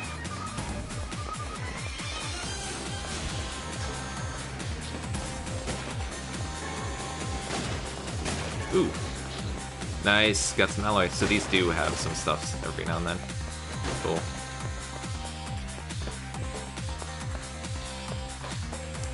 No? Can't go through, okay. Yeah, I've not found a single song that I dislike so far in this game. And this is really, hello. Oh, I should wall. Your pain. But this is, perfect music for this kind of arena-style combat. It seems we have been shut in. Ah.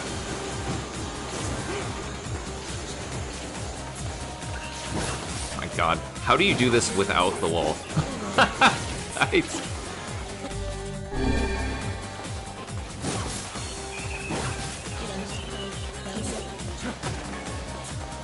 More alloy, nice. Dude, I love these remixed songs. These are so good. Oh god, where did I come from? Okay.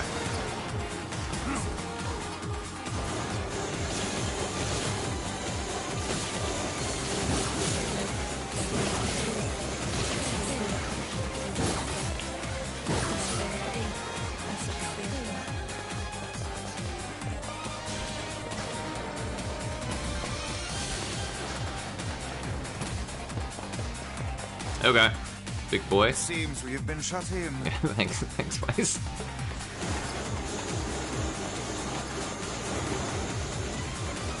start with you.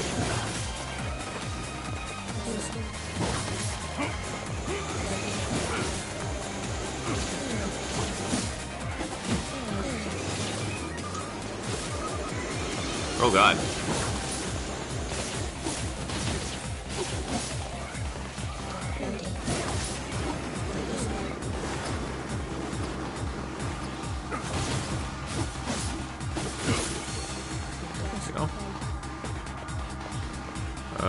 Is that...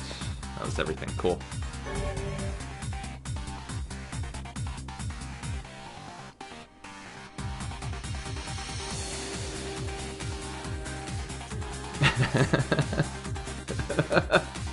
No worries. Better hyperactive than falling asleep at this point. I mean, I'd be shocked if anyone could fall asleep to this at this point. Song of Man has been drowned out. In its place, the scream of something inhuman. Seem to remember recommending Wall for robots in the junk heap. Yeah, I am. If I can, I try to do offense over defense, but if you can't even get off an attack because there's so many bullets coming at you, that's when I tap out. I'll try it here. But I feel like, well, these guys have never been really that bad, so...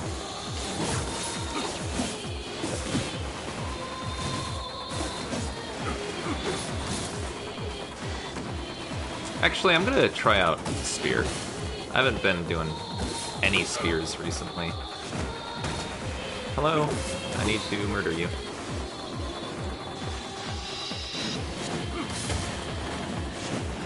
Yeah, it's doing some work.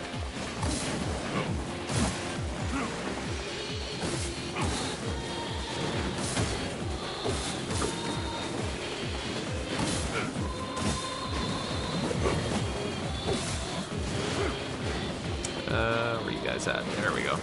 Oh, joy, flying ones. My favorite.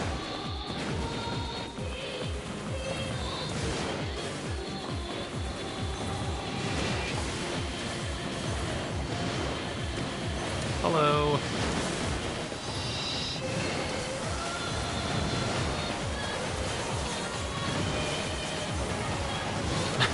Jesus.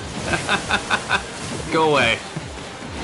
Ow, I forgot they blow up and hurt. Or at least knock you back. I don't know if they actually hurt you.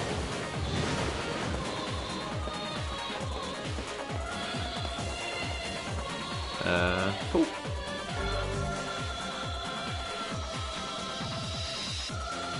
Fool's Lament. Two-handed sword. Nice, nice. Yeah, speak of the devil. The sky falls with the dragon, the world ends this day. Damn, that's grim.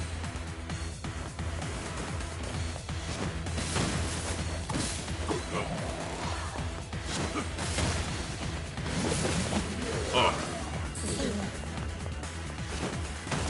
Nope, nope. I was stuck in an animation. I tried dodging his first attack there. I couldn't do it. Second one was dumb. I shouldn't have walked back into him. Bam. Oh, oh. So beefy. That is brutal. Just watching him twist it in after he knocks him down. Ow.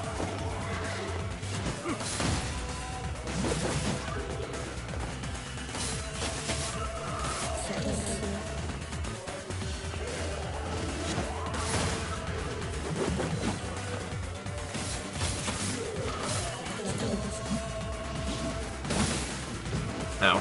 Go away.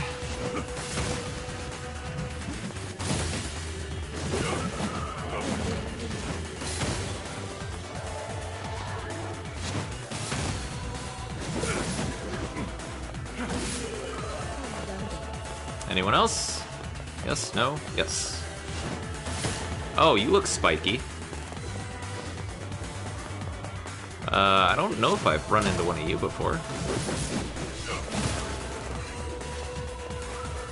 And it didn't make much of a difference.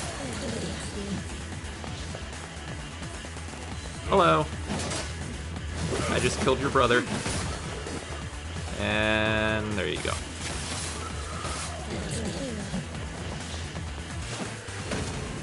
Nope, nope, nope.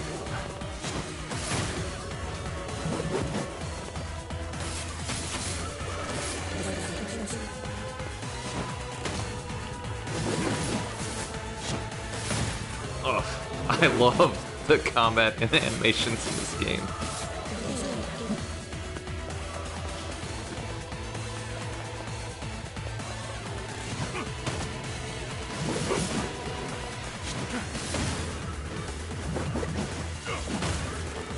Oh, I can just use my fists? Is that... Hold on. Oh.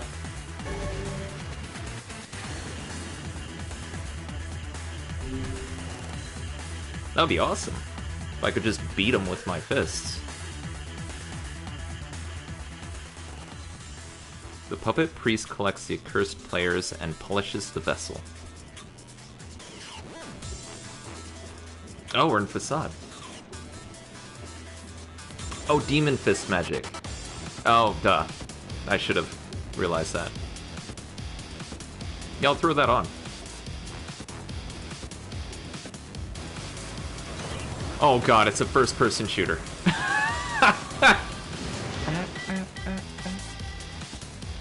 This is funny.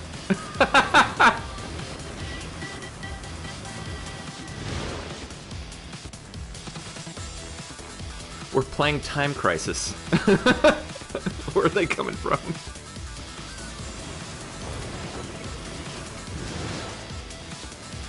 This is funny. God, so good. Anything behind? Nope.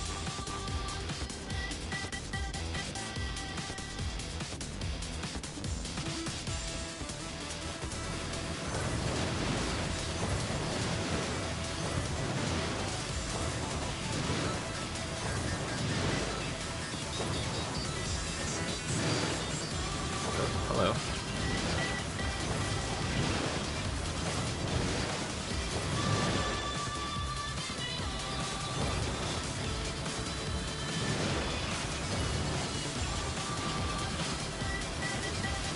God. This is nuts.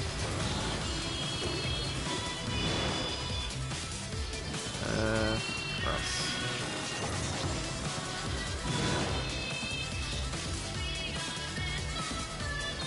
Where you guys at? I know you're somewhere.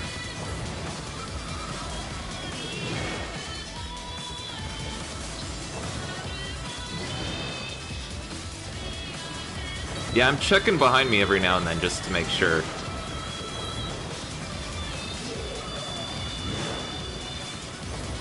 Just take some peeks here and there. I guess there's no harm in taking one of these. What's this? What are you? Some kind of... Oh, I guess I killed it. Huh.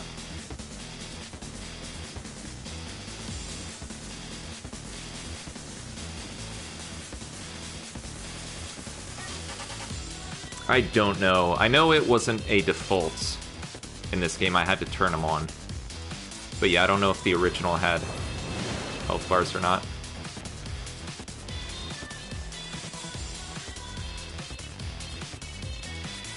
Yeah, I was like, I know it's some kind of beast. I didn't get a good look at it though, but... Hello. Yeah, trying to do this without health bars, I think, would be a lot more difficult. It's kind of cheat mode, unfortunately. Yeah, exactly. You and me, Kama, on the same wavelength.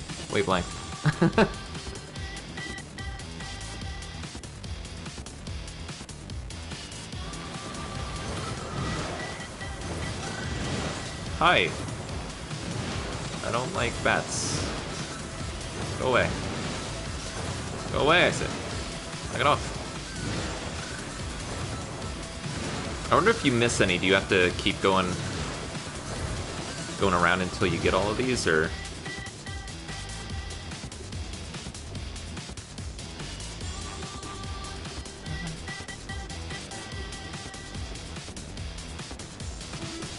Yeah, I love the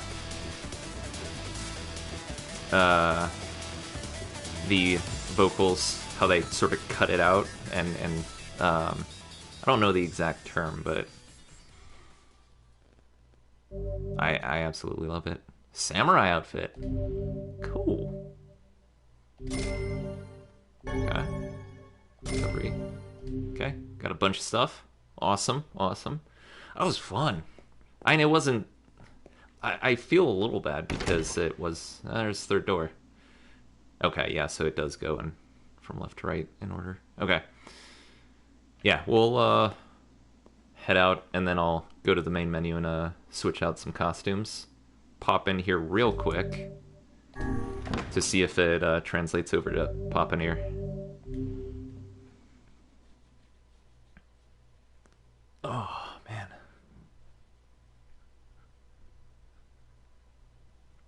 I'm still chair dancing off of it. Something wrong? I feel as if I've just awoken from a most unpleasant dream. I thought that was great. That was a very pleasant dream. That happens to me whenever I read it. Anything up here? No. Okay. Alright, let's save. And then, do some fashion. These have not wilted yet, so I think tomorrow we have to, yeah, tomorrow. Have to check those. Alright, yeah, I'll check the door before we...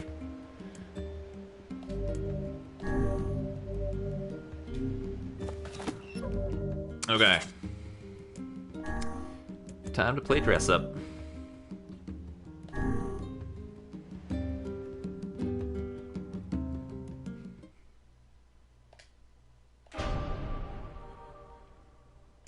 Options.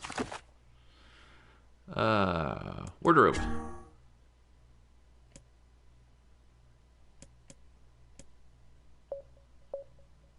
Emil orbs. Interesting. Kabuki samurai. Oh, they can... Oh, wow. Okay, so they all can. Interesting. Okay, we'll just go through the whole thing. It doesn't look like they've got Papa Nier, but maybe the adult will just translate over. Let's try it. Yeah, definitely Kabuki first. Okay.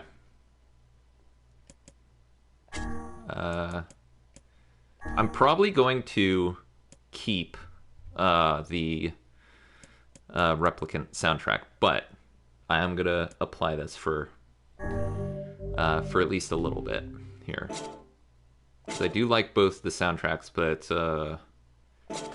just based on what I just heard in the DLC. Difficulty? What about difficulty? I mean, I've got it on normal at the moment. I could potentially pop it up if you guys think I should, but I just didn't do it because I heard the game was a little grindy if it's on hard mode. I don't know if that's just in the beginning or if it... Yeah. That's the sound I remember very well, the main menu automata. It's awesome.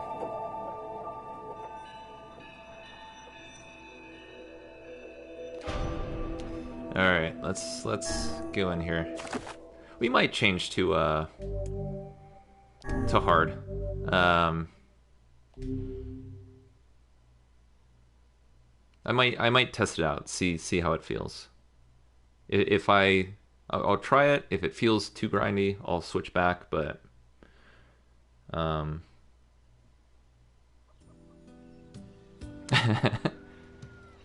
Oh, that's cool.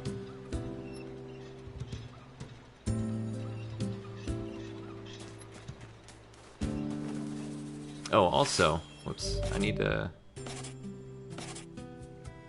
Ooh, it's a hook? With bat wings?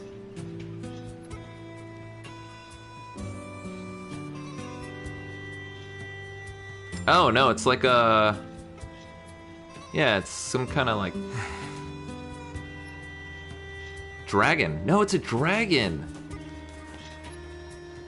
Oh, that's cool. That is awesome.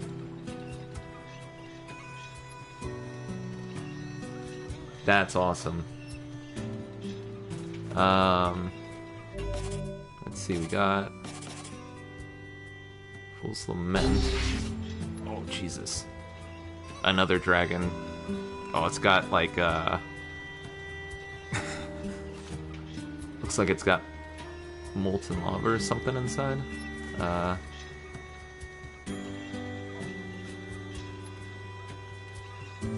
That's cool. Oh, I was hoping, let's try this. Oh, I was hoping it would, like, explode in fire or something.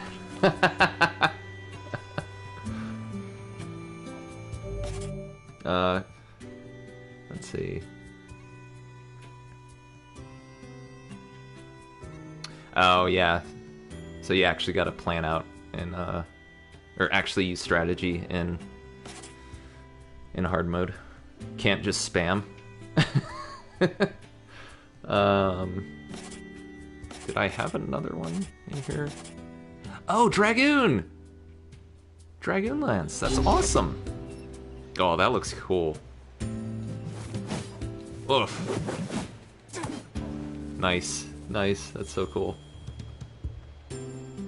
Oh, Jesus. That's some damage. Yeah, I did notice his hair went red, too.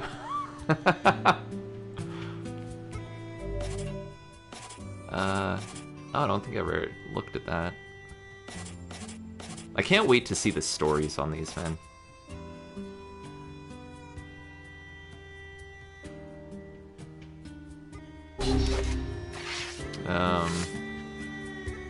Actually, what's the 200 damage? Okay, that's okay. This is still beating it at the moment, though. So this one's 400 already, and it's level 1? Yeah. Very heavy. That one's 400 too, and moderate. Maybe it doesn't go up as high, I guess. Yeah, I do remember getting it, I just never looked at it. The Dragonlance. And that's currently still better. Alright. Let's go see if, hold on. Where's... Oh, right, the magic is probably the things that shadows shoot at us, right? I imagine. Since I'm not shooting Emil heads. So we'll go out into the field and check the, check the magic change. The diary again? Oh, okay. Yeah. They just take Damascus. Lately, I haven't been able to stop thinking about it. The world of the recycled vessel. Alright. Fingers crossed. Papa Nier Kabuki. Do it. Ah, no such luck. Papa Nier's too cool to change his costume. Oh well. It was worth a shot. That's cool. Worth a shot. Oh, right. I'll... Yeah, I know. Alright. I forgot to check the door, but I'll do that when we actually go through it. We'll still see it. Yeah. As opposed to the original where he was buff but looked like a brick. Something wrong? I feel as if I've just awoken from a most unpleasant dream. I know what you mean. That happens to me whenever I read it. Okay, let's head out, try on Samurai.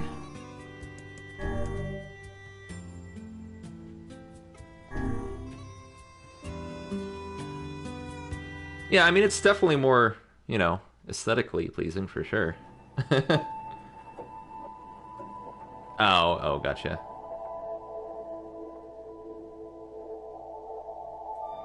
Oh, that's right. Yeah, let's go back in. I forgot to go out into the world and look at Kaine and Emil. Thank you. I am forgetful at times, so...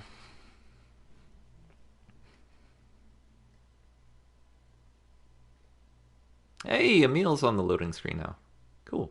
I don't think I saw that before. Alright. Let's just do Northern Plains.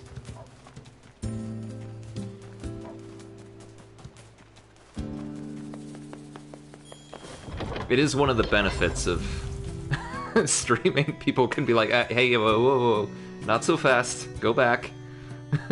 Where do you think you're going?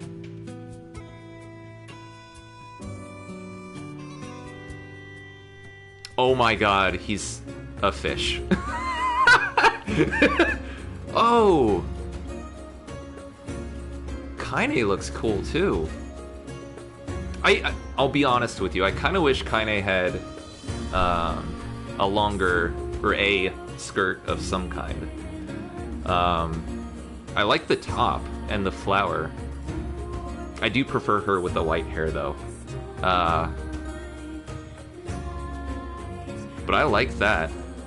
That looks good. Oh my god, Emil. And he's got a scarf. That's awesome. Oh man.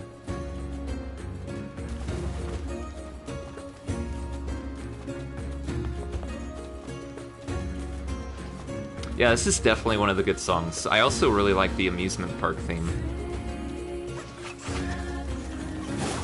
While we're here, I really do want to see if we can get someone to shoot magic at us.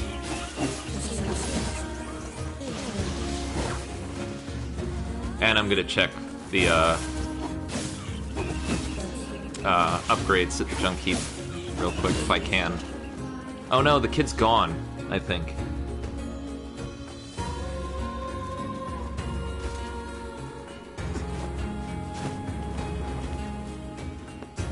I'll still check, just in case. Alright, shoot Emil at me. That's awesome. But... okay, I do have a question, though. So normally they would be pink or purple. These are just Emil. Do they, like... are they darker shades? Are they, like, black or something? If they're the ones you can't get rid of with regular attacks? Break. See, I can put music I like as alarm because I end up hating it. Because I've tried doing that before. And I end up regretting it. Okay, so they're like darker. Got it. I assumed something like that would happen, yeah. Oh. I mean, it's hard to miss him now. For sure. There's no missing Emil at this point.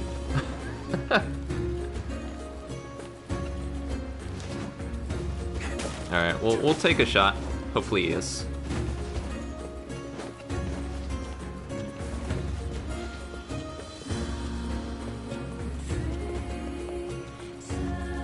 Because I'd like to see some more of the weapon stories.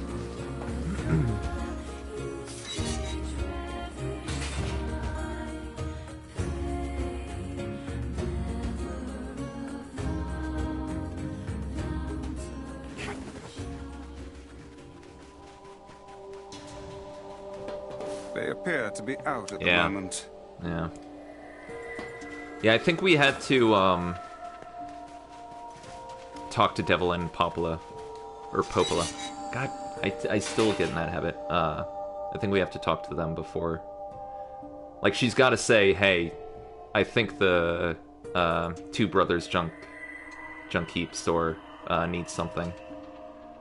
Oh, no, don't worry about it. I was going to check it anyways. Just to make sure in case I was mistaken as well.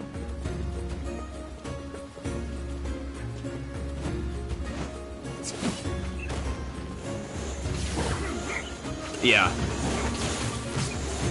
Yeah, she's got a great singing voice. Do I still have wall? Yeah, because this is aggravating.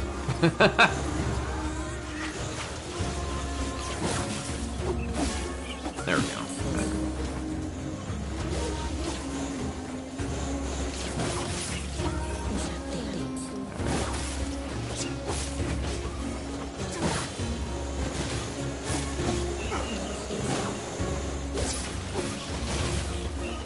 Yeah, I don't know if you've seen it, but and I'd buy it if I could afford it, but they had the Nier, I think they got the entire concert. It's like a 4-hour-long concert on YouTube.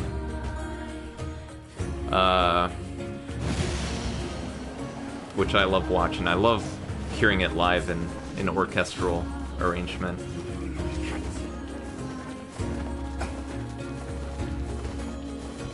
Yeah, live renditions, for sure.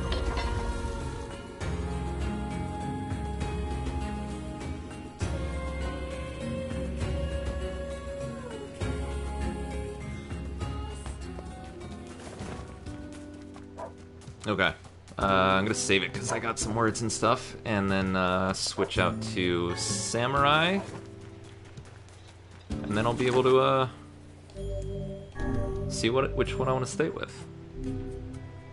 Honestly, Nier, I might leave him as the default, but we'll see.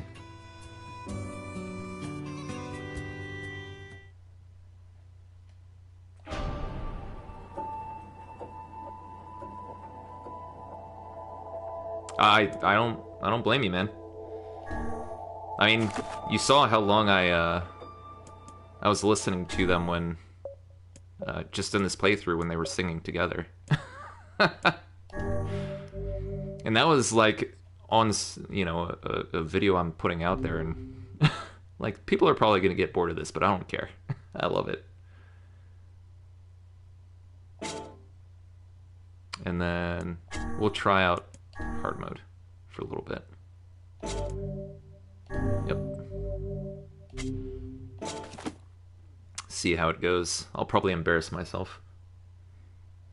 Like, oh no, it's just grindy. It's not because it's hard. It's why I'm switching it back to normal. It's fine. Don't judge. Don't judge me.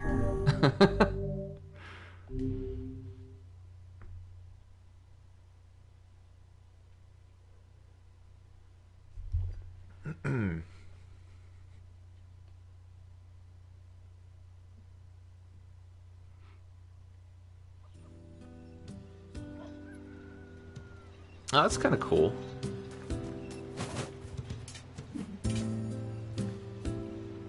He's a beefy boy now.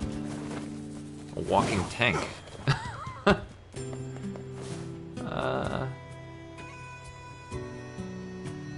See.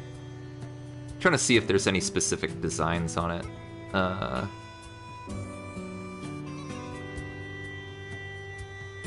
Maybe dragon-ish stuff. I don't see anything super obvious that I can see. Yeah, I think he does. I don't know if it's straight up katana. Oh, that's close, but it's got a big old hilt. Yeah, there we go. Faith. Yeah, I thought he... Excuse me. I thought he had a samurai sword.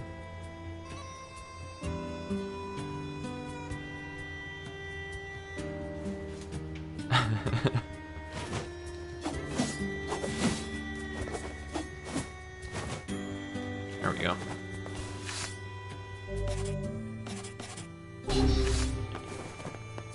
Yeah, I mean, definitely if it feels like I'm sitting there for forever, and it's not like it's not that it's, ooh, hello, oh my god, Emil with his helmet on, it's adorable, Emil. Man, Kaine is, you know, this outfit specifically, what's her name? Ivy. It reminds me very much of Ivy from Soul Calibur. I know it's not the same, because Ivy has purple and everything, but... yeah, Kaine, though. Holy hell. Especially from the back, like, with the way it's designed.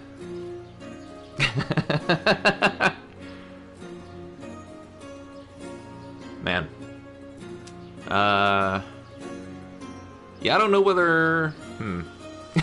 I kind of want to keep this on Kaine. Dude, Emil, you're adorable.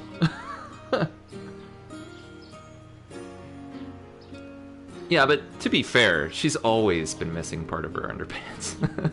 It's always been. Hey, don't judge her. She wears what she wants. She's not cold, I don't care.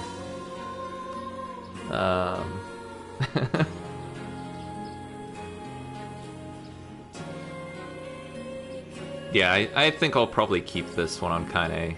I'll switch... I'm gonna do a mix. Kabuki for Emil, Samurai Kaine, and I'm gonna do original for Nier, I think. Let me just test hard mode a little bit. Oh, I went out the wrong gate. I can... okay, never mind. That was not a good test. Just killing a goat. Let me go out into the northern plains and test the difficulty here before I switch everything over. That is true. But I have to imagine she would let us know if she didn't want to wear it.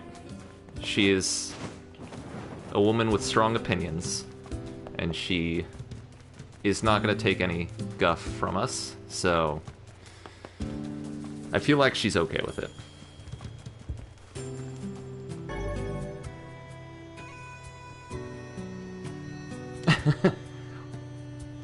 Okay, I didn't know that. Did not know. Yeah, I'm impressed that they did that too. Huh. I wonder how many people playing the game, that's like one of the first things they did, and then we're like, wait, what? Why is that there?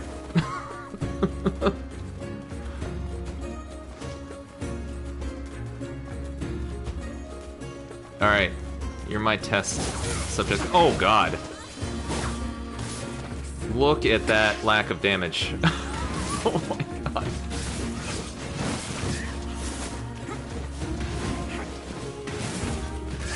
Do they give more experience on hard mode?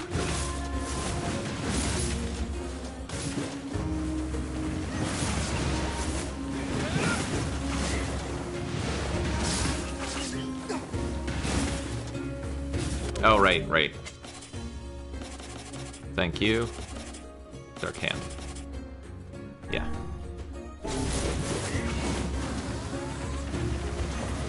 Right? Go away. I mean, it definitely does more armor damage, it seems. Unless it's only the fully charged. Ugh.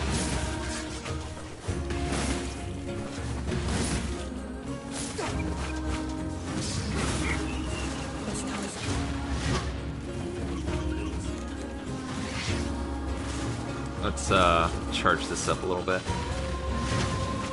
There we go. Yeah, it doesn't take all of it off instantly, unfortunately.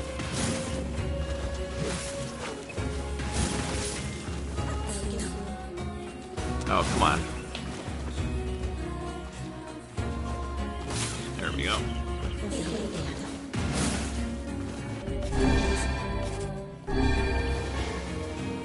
Oof. Yeah, honestly, I don't know if I'm going to be doing that. That seems very... they're damage sponges. Short story where a church person was being nice to her, trying to make the townspeople see that she's a good person. Kaine saves her from some shades, and then the church person. Gotcha. Yeah, they are avoidable. I'll keep it on for a little bit longer, but we'll have to see.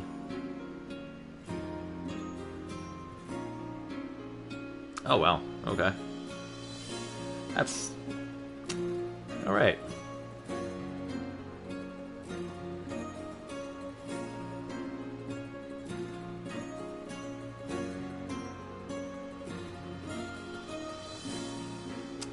Fun! That short story sounds just peachy.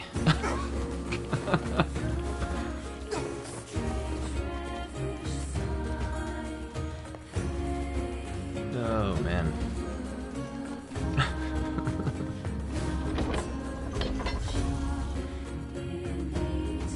Alright.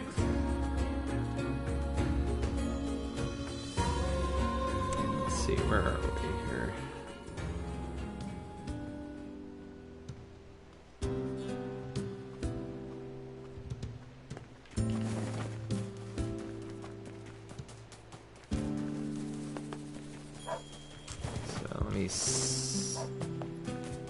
I don't know if I actually did anything, if I got any words here, but I'm gonna save just in case, and then without switch over.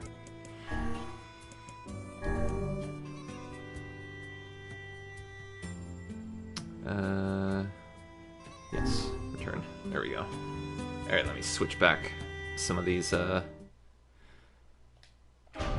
am gonna switch back the music, because I do want to hear the replicant stuff, so...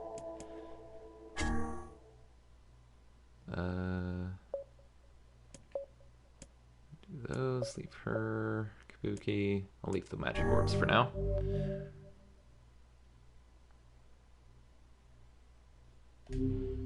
Yeah, I'll have to take a look at those after I'm done. See if I can look up the stories. Oops. It's, sound. Alright. There we go. Alright, cool.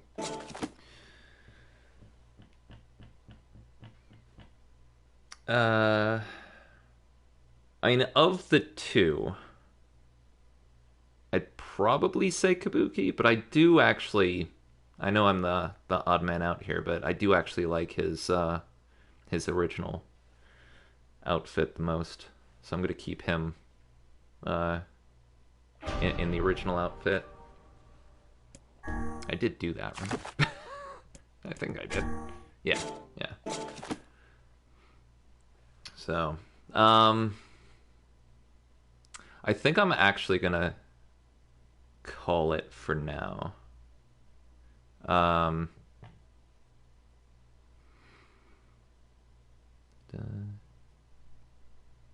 Viking Samurai Hybrid. Yeah, I'm not gonna read them until I'm done with the playthrough. Yeah, a bit like a Viking Samurai. Yeah. Best of both worlds. Yeah, I think I'm gonna be done for streaming for now. I'll be back on later tonight. If no one's able to come, don't worry about it. I know, Southern, you need to get some sleep, dude. And I'm sure, Kama, you do too, from what I understand. So if you guys can't make it, I'll probably just do farming, honestly. That kind of stuff. So, but I mean, yeah, you do. You do. You need sleep. You do. But yeah, I this was awesome. Thank you guys both for showing up and for like staying around for 4.5 hours. That's insane to me that anyone would want to do that. So thank you. I can't thank you guys enough. You've been awesome this whole time. So, yeah. Again, do not worry about it. Here, let me press this so it doesn't keep going into the cutscene. Yeah, get some sleep. I'm gonna get some food and walk around because I'm gonna start getting clots in my legs or something if I sit for too much longer. Yeah, that DLC music. One of these days I'm just gonna go in there and run around and ignore things so I can just listen to it for the entire time.